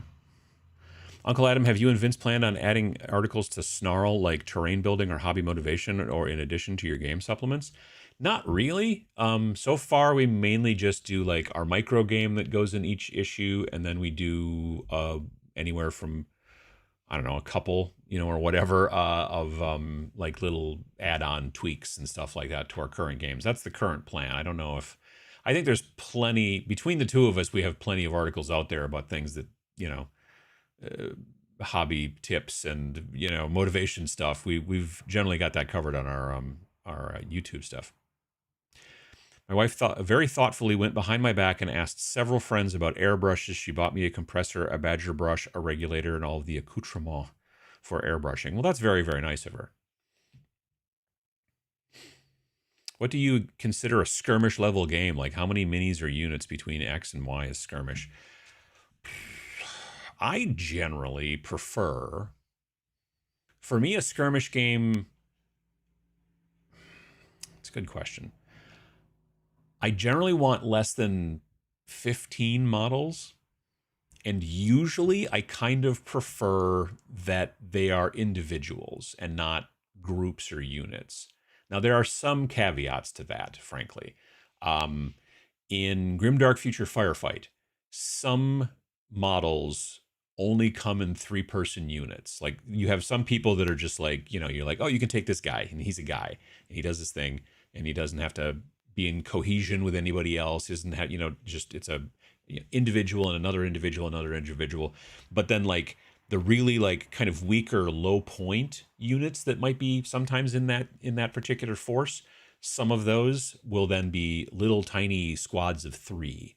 Like, if you look at if I go here and I go to 1-page rules, and I go here, and I go down here to Grimdark Future Firefight. Come on, there we go. And I go to build your army, so you get to build your army in the Army Forge thing. And let's say I go with Human Defense Force, and I do that, and I'm going to create a new list, and it's going to be 200 points, blah, blah, blah, blah, blah, create list. Okay, so you'll notice next to each one of these numbers here, company leader, 1, grunt robot, 1, veteran, 1. But when you get to recruits, it says 3. And that's because for 20 points, you get technically 3 models for the recruits, but they have to stay in kind of like a little mini squad.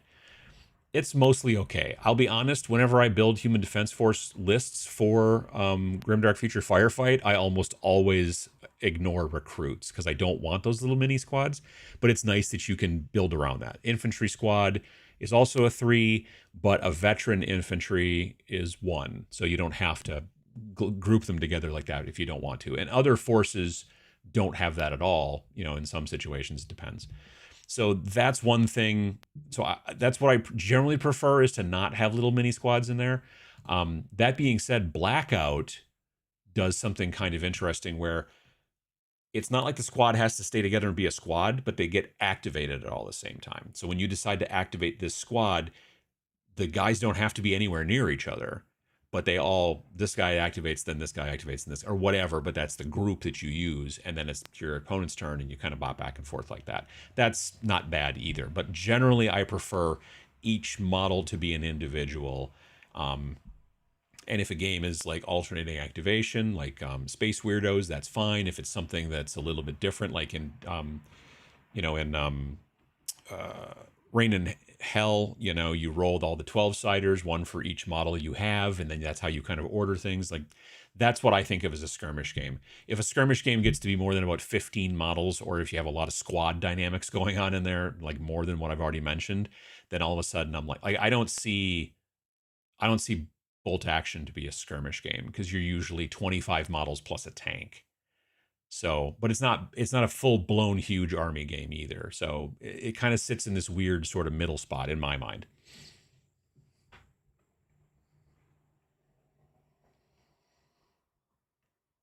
B-roll footage of the cons, indeed.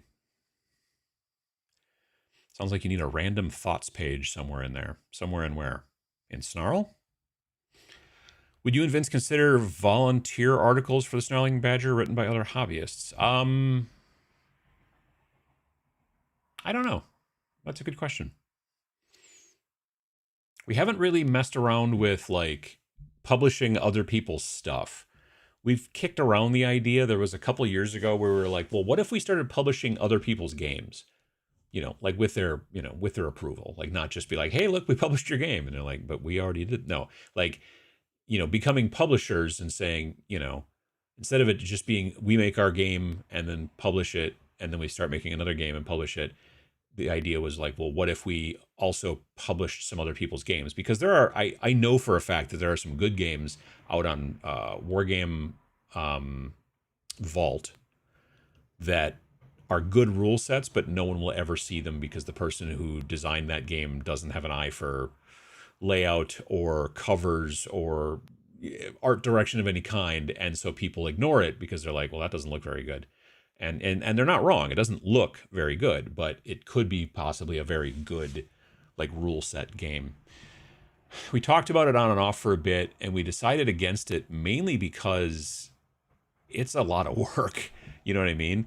And when we're working with our own stuff, it's not bad. It's not a problem. Like when we are working with our own stuff and we can, go back and forth and make decisions and stuff like that. But if we're working with a different author or something like that, and they say, yeah, but this is the way it needs to be, I kind of don't want to go down that road. So yeah, we just haven't gone down that road. So I don't know anything about that, but I'll talk to Vince about the concept. Anyone heard of Shield Wolf miniatures? They are cool minis, but I don't know if they are game specific. I haven't heard of it. Low power, gotta go. Absolutely, Thought Engine. It's easy for me to find articles in my Snarl 3-ring binder, but it takes a lot longer to go through the backlog of YouTube videos. But I see your point. I mean, sure. Although, like, you can search on the YouTube videos pretty easily. That's the just text search, and it works out pretty well. Fell asleep with my kid, woke up, my first thought was, oh, is the Every Other Sunday on? There you go. So yeah, I don't know. It's interesting. Like, Snarling Badger open submissions would be cool, but you will get swamped. Maybe start with limited contest type entry system. I think it would be somebody that we would end up having to reach out to. I mean, like if you look at people like look at 5 Parsecs, 5 Leagues from the Borderlands, those games. Like Ivan had been producing those for a while, and then eventually at some point Modifius came along. It's possible he reached out to them, but more likely they reached out to him and said, hey, we would like to publish your game with a good cover and good art and good layout and all that kind of stuff, because God love him, but Ivan's a good writer and designer, but not necessarily visually oriented as far as like if you look at the stuff, like if you look at, I guess it's maybe 2nd edition or 3rd edition of 5 Parsecs and compare it to the Modifius version of it, it's a very different animal. The rules are the same, but they look very, very different. So, yeah, I don't, like I said, we've talked about it in the past. I don't know if it's a road we want to go down. But yeah. Game specific minis are definitely mini agnostic too, unless it's really, really specific. Yeah, sure. I mean, yeah, you can definitely, you can do whatever you want all the time, obviously, as far as wargaming is concerned. But sometimes you're like, yeah, this is obviously like, so like the plastic Quar models, you could use those for Space Weirdos if you wanted to. You could use them for Space Station Zero if you wanted to. There's a lot of different things you could do with them. But they're kind of designed to be, in Quar. But you could use them for other stuff for sure. That's the benefit of the doing the whole thing with miniature agnostic gaming.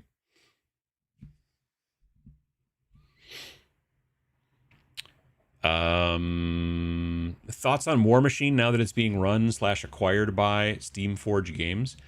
I mean, Steamforge are smart folks. I think that if they hadn't come along, I don't know how much longer Privateer Press / War Machine / the rest of their games would have continued to exist. You know what I mean? Like I think that they weren't doing well. And now they're basically a development house. Like from what I understand,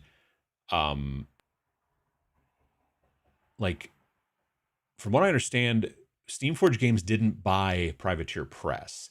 They bought War Machine and a bunch of other game licenses, basically, or games that Privateer Press had.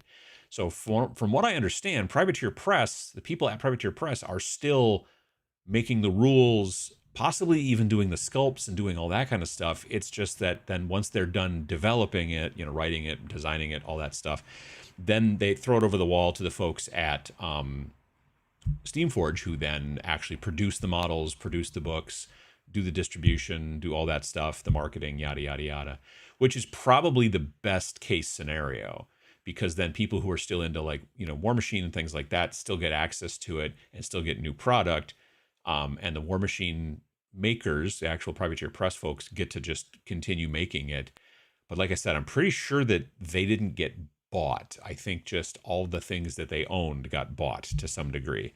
And like I said, I'm pretty sure that they're still doing the whole, they're doing the work on designing and all that kind of stuff. And Steamforge is doing all the production and distribution and all that jazz, which is a smart move.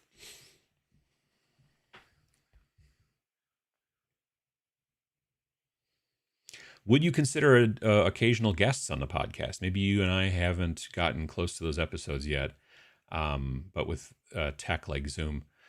So we did a episode where we talked to the two designers, the two folks from 1490 Doom, which is a fantasy skirmish game where you just have 3 models per side and you are trying to get to the highest point on the map at the end.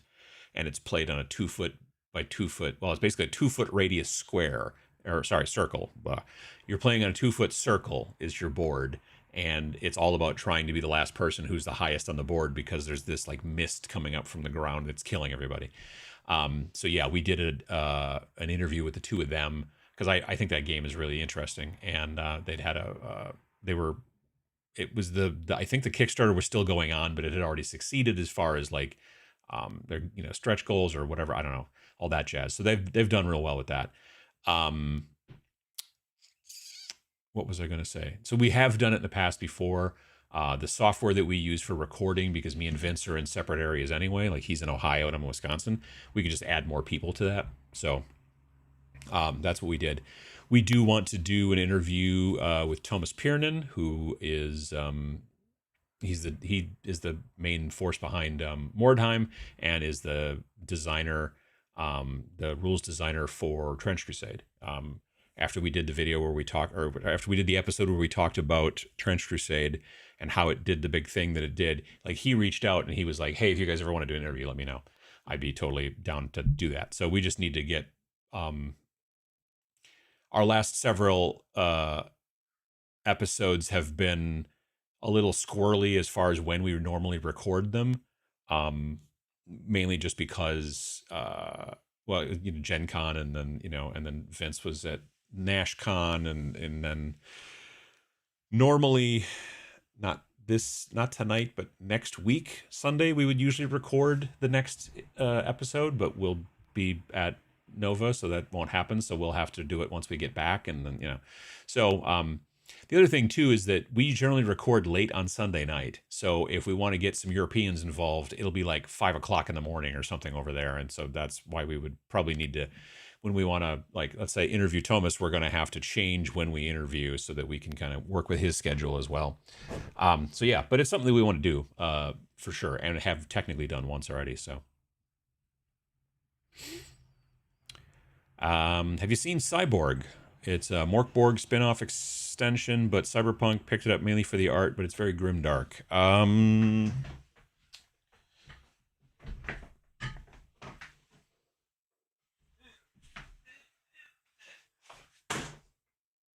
That's rude. Yes, I have. This is Cyborg. I picked it up at either Gen Con. No, I picked it up. I think I picked it up at LVO like a couple years ago. Rolling over a cord with my office chair. But yeah, I've got Cyborg, Morkborg, I've got Vast Grim. Like I said, sometimes I just buy some of these RPGs. I'm highly unlikely to play them, but they're just very frequently like like every page is different shenanigans going on and different, and it's, as a designer, it makes me tired, but it's very interesting to look at.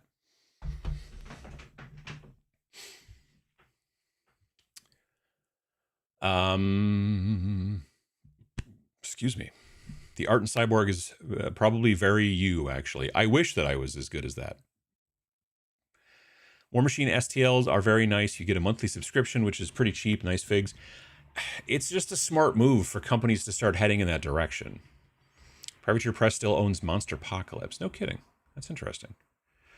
Shield Wolf minis seem to be made for 40k or OPR for sci-fi, but the fantasy versions can be used for anything. They have some nice sprues for Sisters of Battle, Lady Space Wolves, and even Primarchs. Interesting. Never heard of them.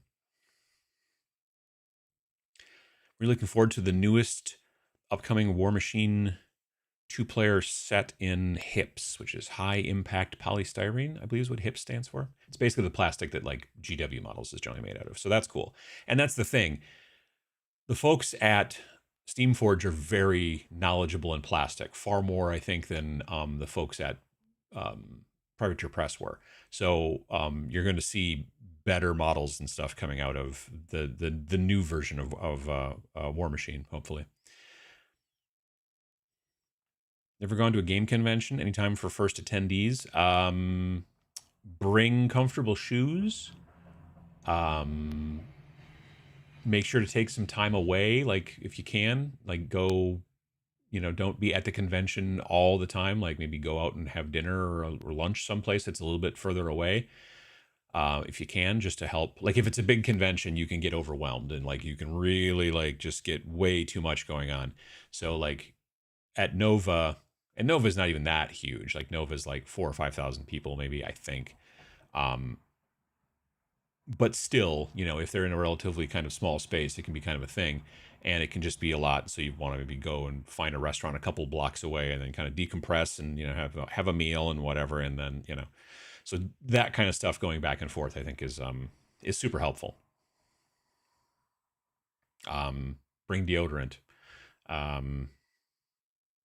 Yeah, comfortable shoes is one of the big ones for sure, especially the bigger conventions. Like at smaller conventions, it's not as important, but like I did, according to my phone, I did 92,000 steps while I was at Gen Con, which is evidently a lot. So yeah.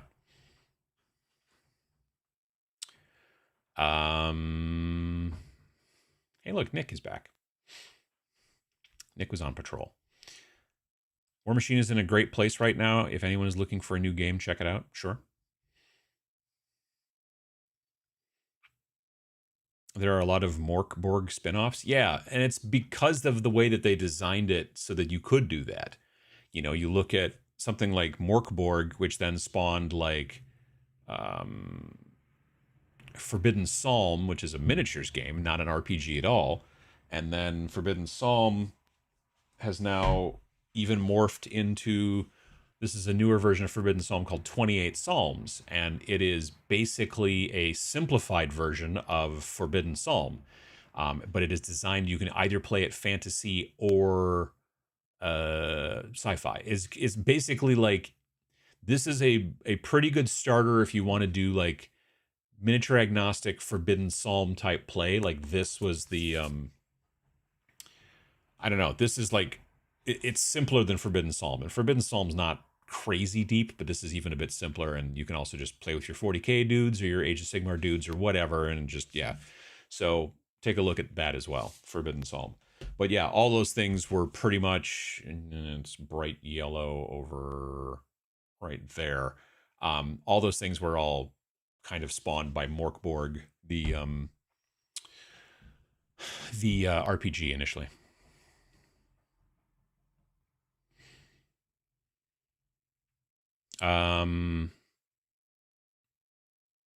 Look up CBR plus PNK2, very light and slim, but it's a cool little cyberpunk RPG. Interesting. Never been to a game convention either, only ever find out about them afterwards. Uncle Adam, will you be picking up the one-page rules 2-player set?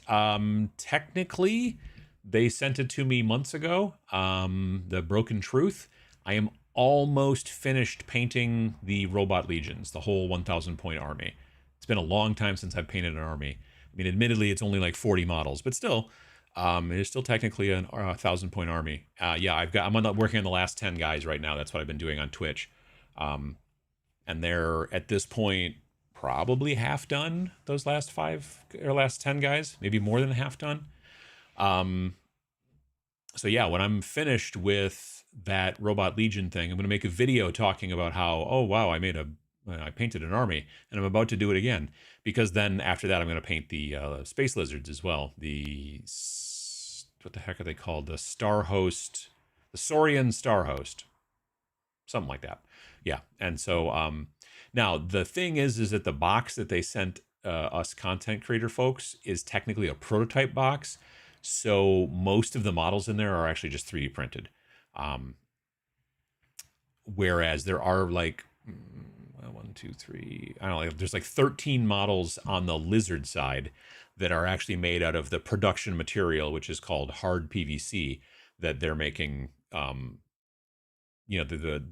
of the models out of when Broken Truth starts getting shipped to people and starts showing up at stores and stuff like that.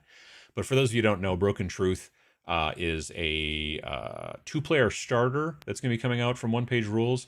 It's going to have 2 1,000 point lists in there with all the models you need, and then it's going to be Robot Legions versus the Space Lizards. It's going to come with terrain. It's going to come with dice. It's going to come with like all the shooting, like I think the mat. Everything is included in the box for 2 1,000 point armies for Grimdark Future. I don't know what the price is going to be yet. I think if they could get it to hit like $200, that'd be pretty dope, but we'll see. But yeah, so that's supposed to be coming, I don't know, maybe in the next couple of months, like heading towards Christmas, I think is when it's supposed to happen.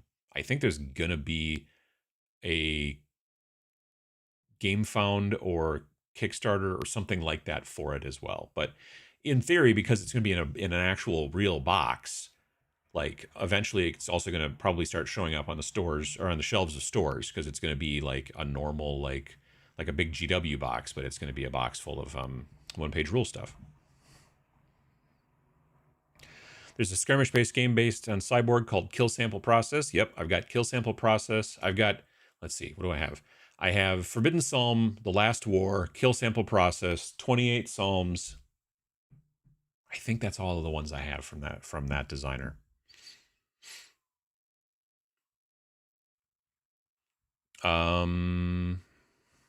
Open submissions for Snarling Badger would be fun, but you will get swamped. You guys could try a limited run fan contest or invite guest only spots. For like stuff for us to publish, or do you mean for the podcast? I don't know that we would do either of those things, but I mean, like I said, we have had guests before, and we will continue to have guests in the future once things calm down a little bit with travel right now. But yeah. With the explosion in 3D printing, cheaper hard plastic and resin tech, if a company produces models in metal, are they at a disadvantage? Has the market shifted? Are they behind right out of the gate? Some folks really like metal. Some folks don't. I'm not a huge metal fan as far as miniatures are concerned. That being said, most of the miniatures, because there's 6 miniatures in this Infinity starter, and they're all metal. Most of them are kind of the newer style metal that they've been doing, though, where like rather than just gluing an arm, it's like flat at the end of the shoulder, just glued to flat on the end of the torso.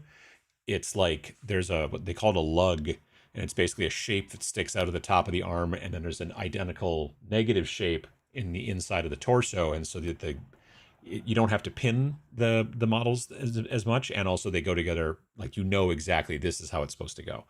And I think that's pretty cool. That's a smart move on their part, but not like one of the models in there is old enough that it doesn't have that, so it's more just like you're gluing a flat top of the shoulder to the top of the torso thing. But for the most part, I think they've also reduced the number of parts. Like I built a Infinity model, I don't know, 12, 13 years ago.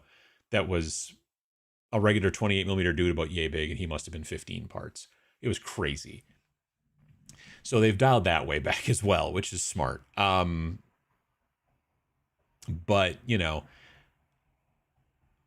Yeah, it's tough. I think that people are a little bit are just not sure about metal sometimes. But some people love it. You know, it depends on what you like.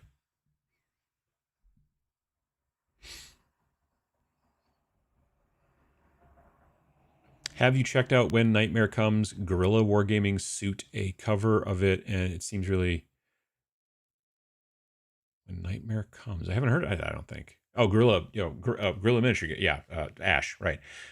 Did a cover of it, and it seems really interesting. Sadly, there's no modern day miniatures. Interesting. OPR just ripped off Snarling Badger. I don't think that's the case at all. What did they do? Bad Squiddo still makes metal figures. They're very nice. I have 15 of the Ghosts of Gaia post-apocalyptic figures and plan to get more. Yeah, I mean, you can still do pretty good work with metal for sure. When Nightmares Come is Patrick Toder. Oh, yeah. No, I do. I was, yep. Patrick Todoroff did Zona Alpha and a bunch of other stuff. And it's a blue book. Gotcha. Speaking Monster Apocalypse, Privateer Press releasing all STLs to those who got screwed from Mythic Games. Very good move from when them. Well, very good move from them when War Machine is one of my favorite games, but has been since Mark 1. Gotcha. Rain and Iron is great, so OPR does robots versus lizard men. There were no lizard people in Rain and Iron. I mean demons, but demons can be anything. Yay, I made it to a live show. Well, I mean, there's still some time left. Poking my head in late since I slept in for once. Happy Sunday. Absolutely, Blue Nine. I like metal minis. I like the heft and feel of them on my hands, says Ross. Some people do. I generally prefer the lighter minis because I feel like if I drop them, it's less of a problem. Depends, you know. They're coming for you, Uncle. No, it was an ambulance. But yeah, I don't know. Like I don't use metal miniatures much. Partially because I just don't like. In many situations, I just don't like like if I want to do any kind of kit bashing and stuff like that. I find metal minis a little bit harder to work with than say plastic, but I have no problem with metal minis as long as they weigh less than a kilo. I mean, sure, that's helpful. But yeah, like I said, I really want to see how these newer models from Infinity go together for me and how they paint up and all that kind of stuff.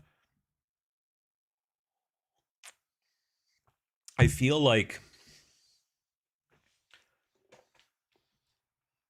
the box art on Infinity models is always so cool and interesting and stuff like that. And I just don't think that I'm ever going to be able to quite pull it off to look like that. So, it is what it is, I guess. But I'm kind of interested in the personally, I'm kind of interested in the Pan Oceania guys, which in this situation I think are the blue ones over here. These are more the JSA, but I'm interested personally in the Pano. And then, like I showed in the video for the stuff that I brought back from Gen Con, I then also got more Pan Oceania stuff, which is now painted not in blue. Here it is kind of, but in the front of it's not so much. So I don't know what the deal is. But, I'll do whatever colors I want to do, I guess.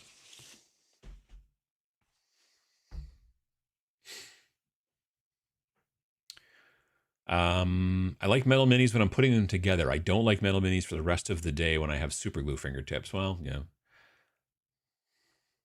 Just a different material. Metal, indeed.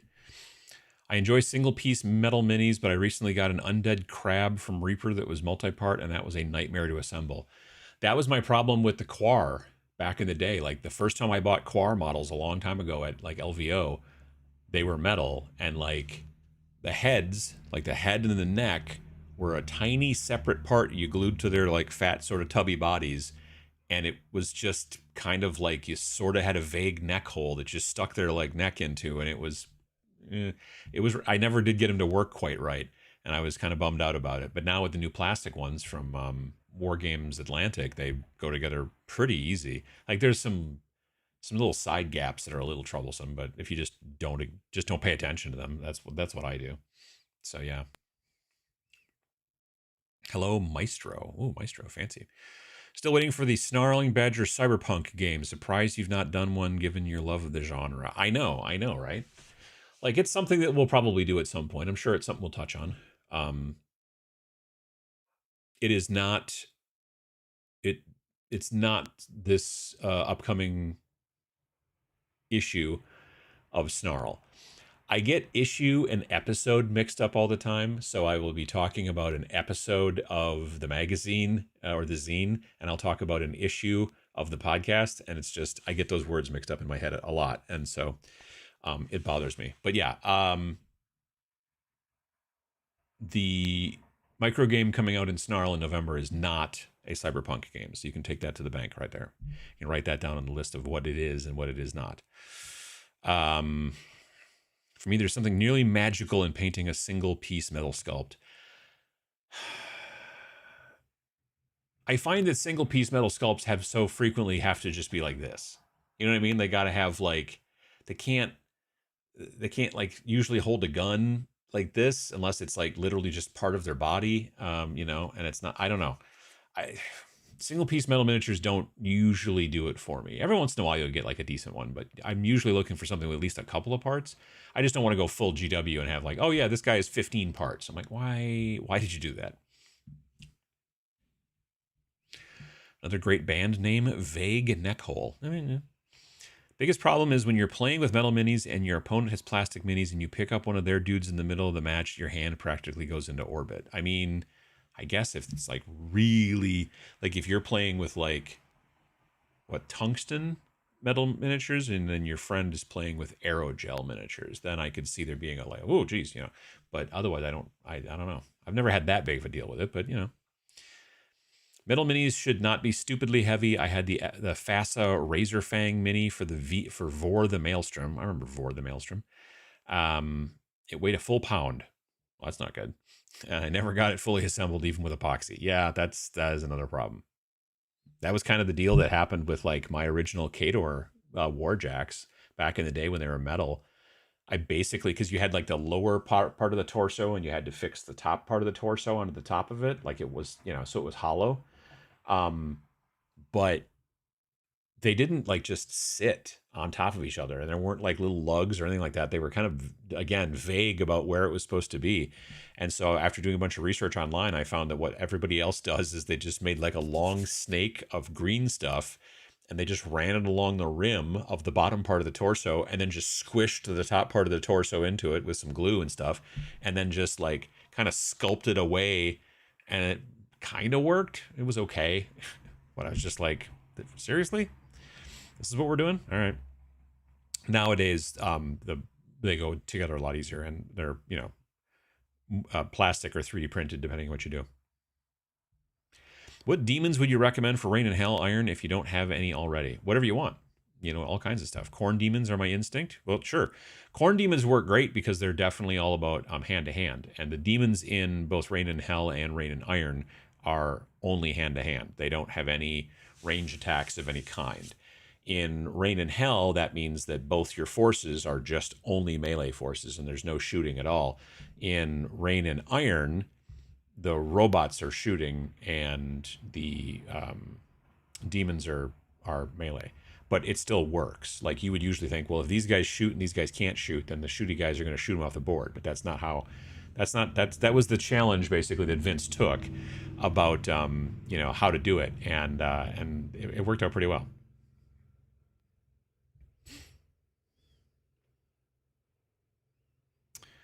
I'll make a note of it not being a cyberpunk game on my conspiracy board with all the red string and all that kind of stuff that you're going to do.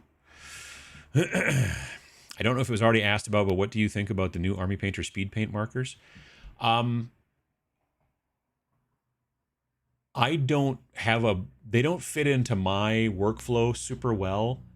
I was using the Grim Black one on stream a couple weeks ago. So in painting those robot legions, what I do is I prime them black with my airbrush, and then I use airbrush colors to do they got these cool capes. And so I use like a darker teal and then a lighter teal highlight to paint the capes. But when you do that, it also gets on their heads, it gets on their shoulder pads, it gets on their hump on their back, like all that other stuff. So then It's overspray. So then what you do after you're done with that is then you go back and you use Grim Black, which is a black speed paint, and you just basically paint all the parts that are going to be metallic back to black. And then once that's done, then you start painting them, dry brushing them with metallics, trying not to get the dry brush onto the cloak, or cape, or whatever you want to call it. So I thought, oh, well, I'll just use the black marker, the black, speed paint marker. But I think it's because I had 10 guys that I would go through and start working on the first couple. And then, by the time I'd be on like guy 3, my brush would start to, or not my brush, but my marker would start to dry out a little bit. Because it's just not, I don't think they're designed for doing a whole bunch of them all at once and keeping the cap off for that long. If you're going to paint one guy and do like, okay, his boots are black and I want to make the sword black so I can paint it silver later and I do a little bit of this, cool. Close it up, then grab the next color and start going to town. Just having that one marker open for like a long time because I'm working in a big assembly line thing, I don't think is necessarily the right play. And that was kind of the issue I was having. But otherwise, I think they're going to be great for people who are like, I got a bunch of board game miniatures I want to paint and I don't want to mess around with like a brush and a cup and all that stuff, and I can see there's definite benefits for it. I don't know if it's for me, but I do like very much that they are refillable. You just go buy a new bottle of Grim Black, at the store of the Grim Black, speed paint, and then you can just refill it with normal old speed paint from the store. That's very cool. And also the tips are replaceable too. So if the tip starts to get squishy on you or whatever, because that, that happens over time, look at Sharpies. Like Sharpies will get squishy on you pretty quickly. But yeah, it's nice that they've done that kind of work as well, I think.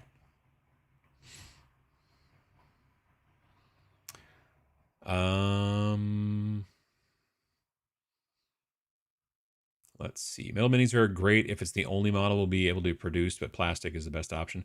Plastic's really hard though, but there's also other stuff you can do. There's resin, there's PVC these days. There's obviously you could do STLs, and then there's all that kind of stuff too. But yeah, there's options. But metal is still not bad for smaller volume and like more indie kind of creators and things like that. I get that. Well, folks, it's a little bit after 11, so it's time for me to go. I want to say thanks to everybody for coming by and hanging out today and chatting and everything. Wasn't really particularly much of a subject that we were talking about here, but that's fine. I just like to talk with you folks, and it's a good time. And if any of you are going to be at Nova, I hope to see you there. So if you see me, say hi. Yeah, I'll be there. I'm leaving on Wednesday, and I'll be back sometime in the Monday afternoon, I think. And so yeah, I'll be there. It'll be it's a good show. I really like Nova. It's like Adepticon's still my favorite, but Nova's a really good show too. I like it. I would say I like it better than LVO. LVO's a pretty good show, but I think I like Nova better. So yeah, there you go. Otherwise, I will be streaming on Twitch tomorrow night at 7 p.m. Central Time. So if you're interested in watching me paint some more robots, the end of my Robot Legion's army, at least my first 1,000 points, you can come by and check that out if you're interested. So otherwise, if you get the chance, do some hobby. If you don't beat yourself up about it. And stay safe. Thanks for watching.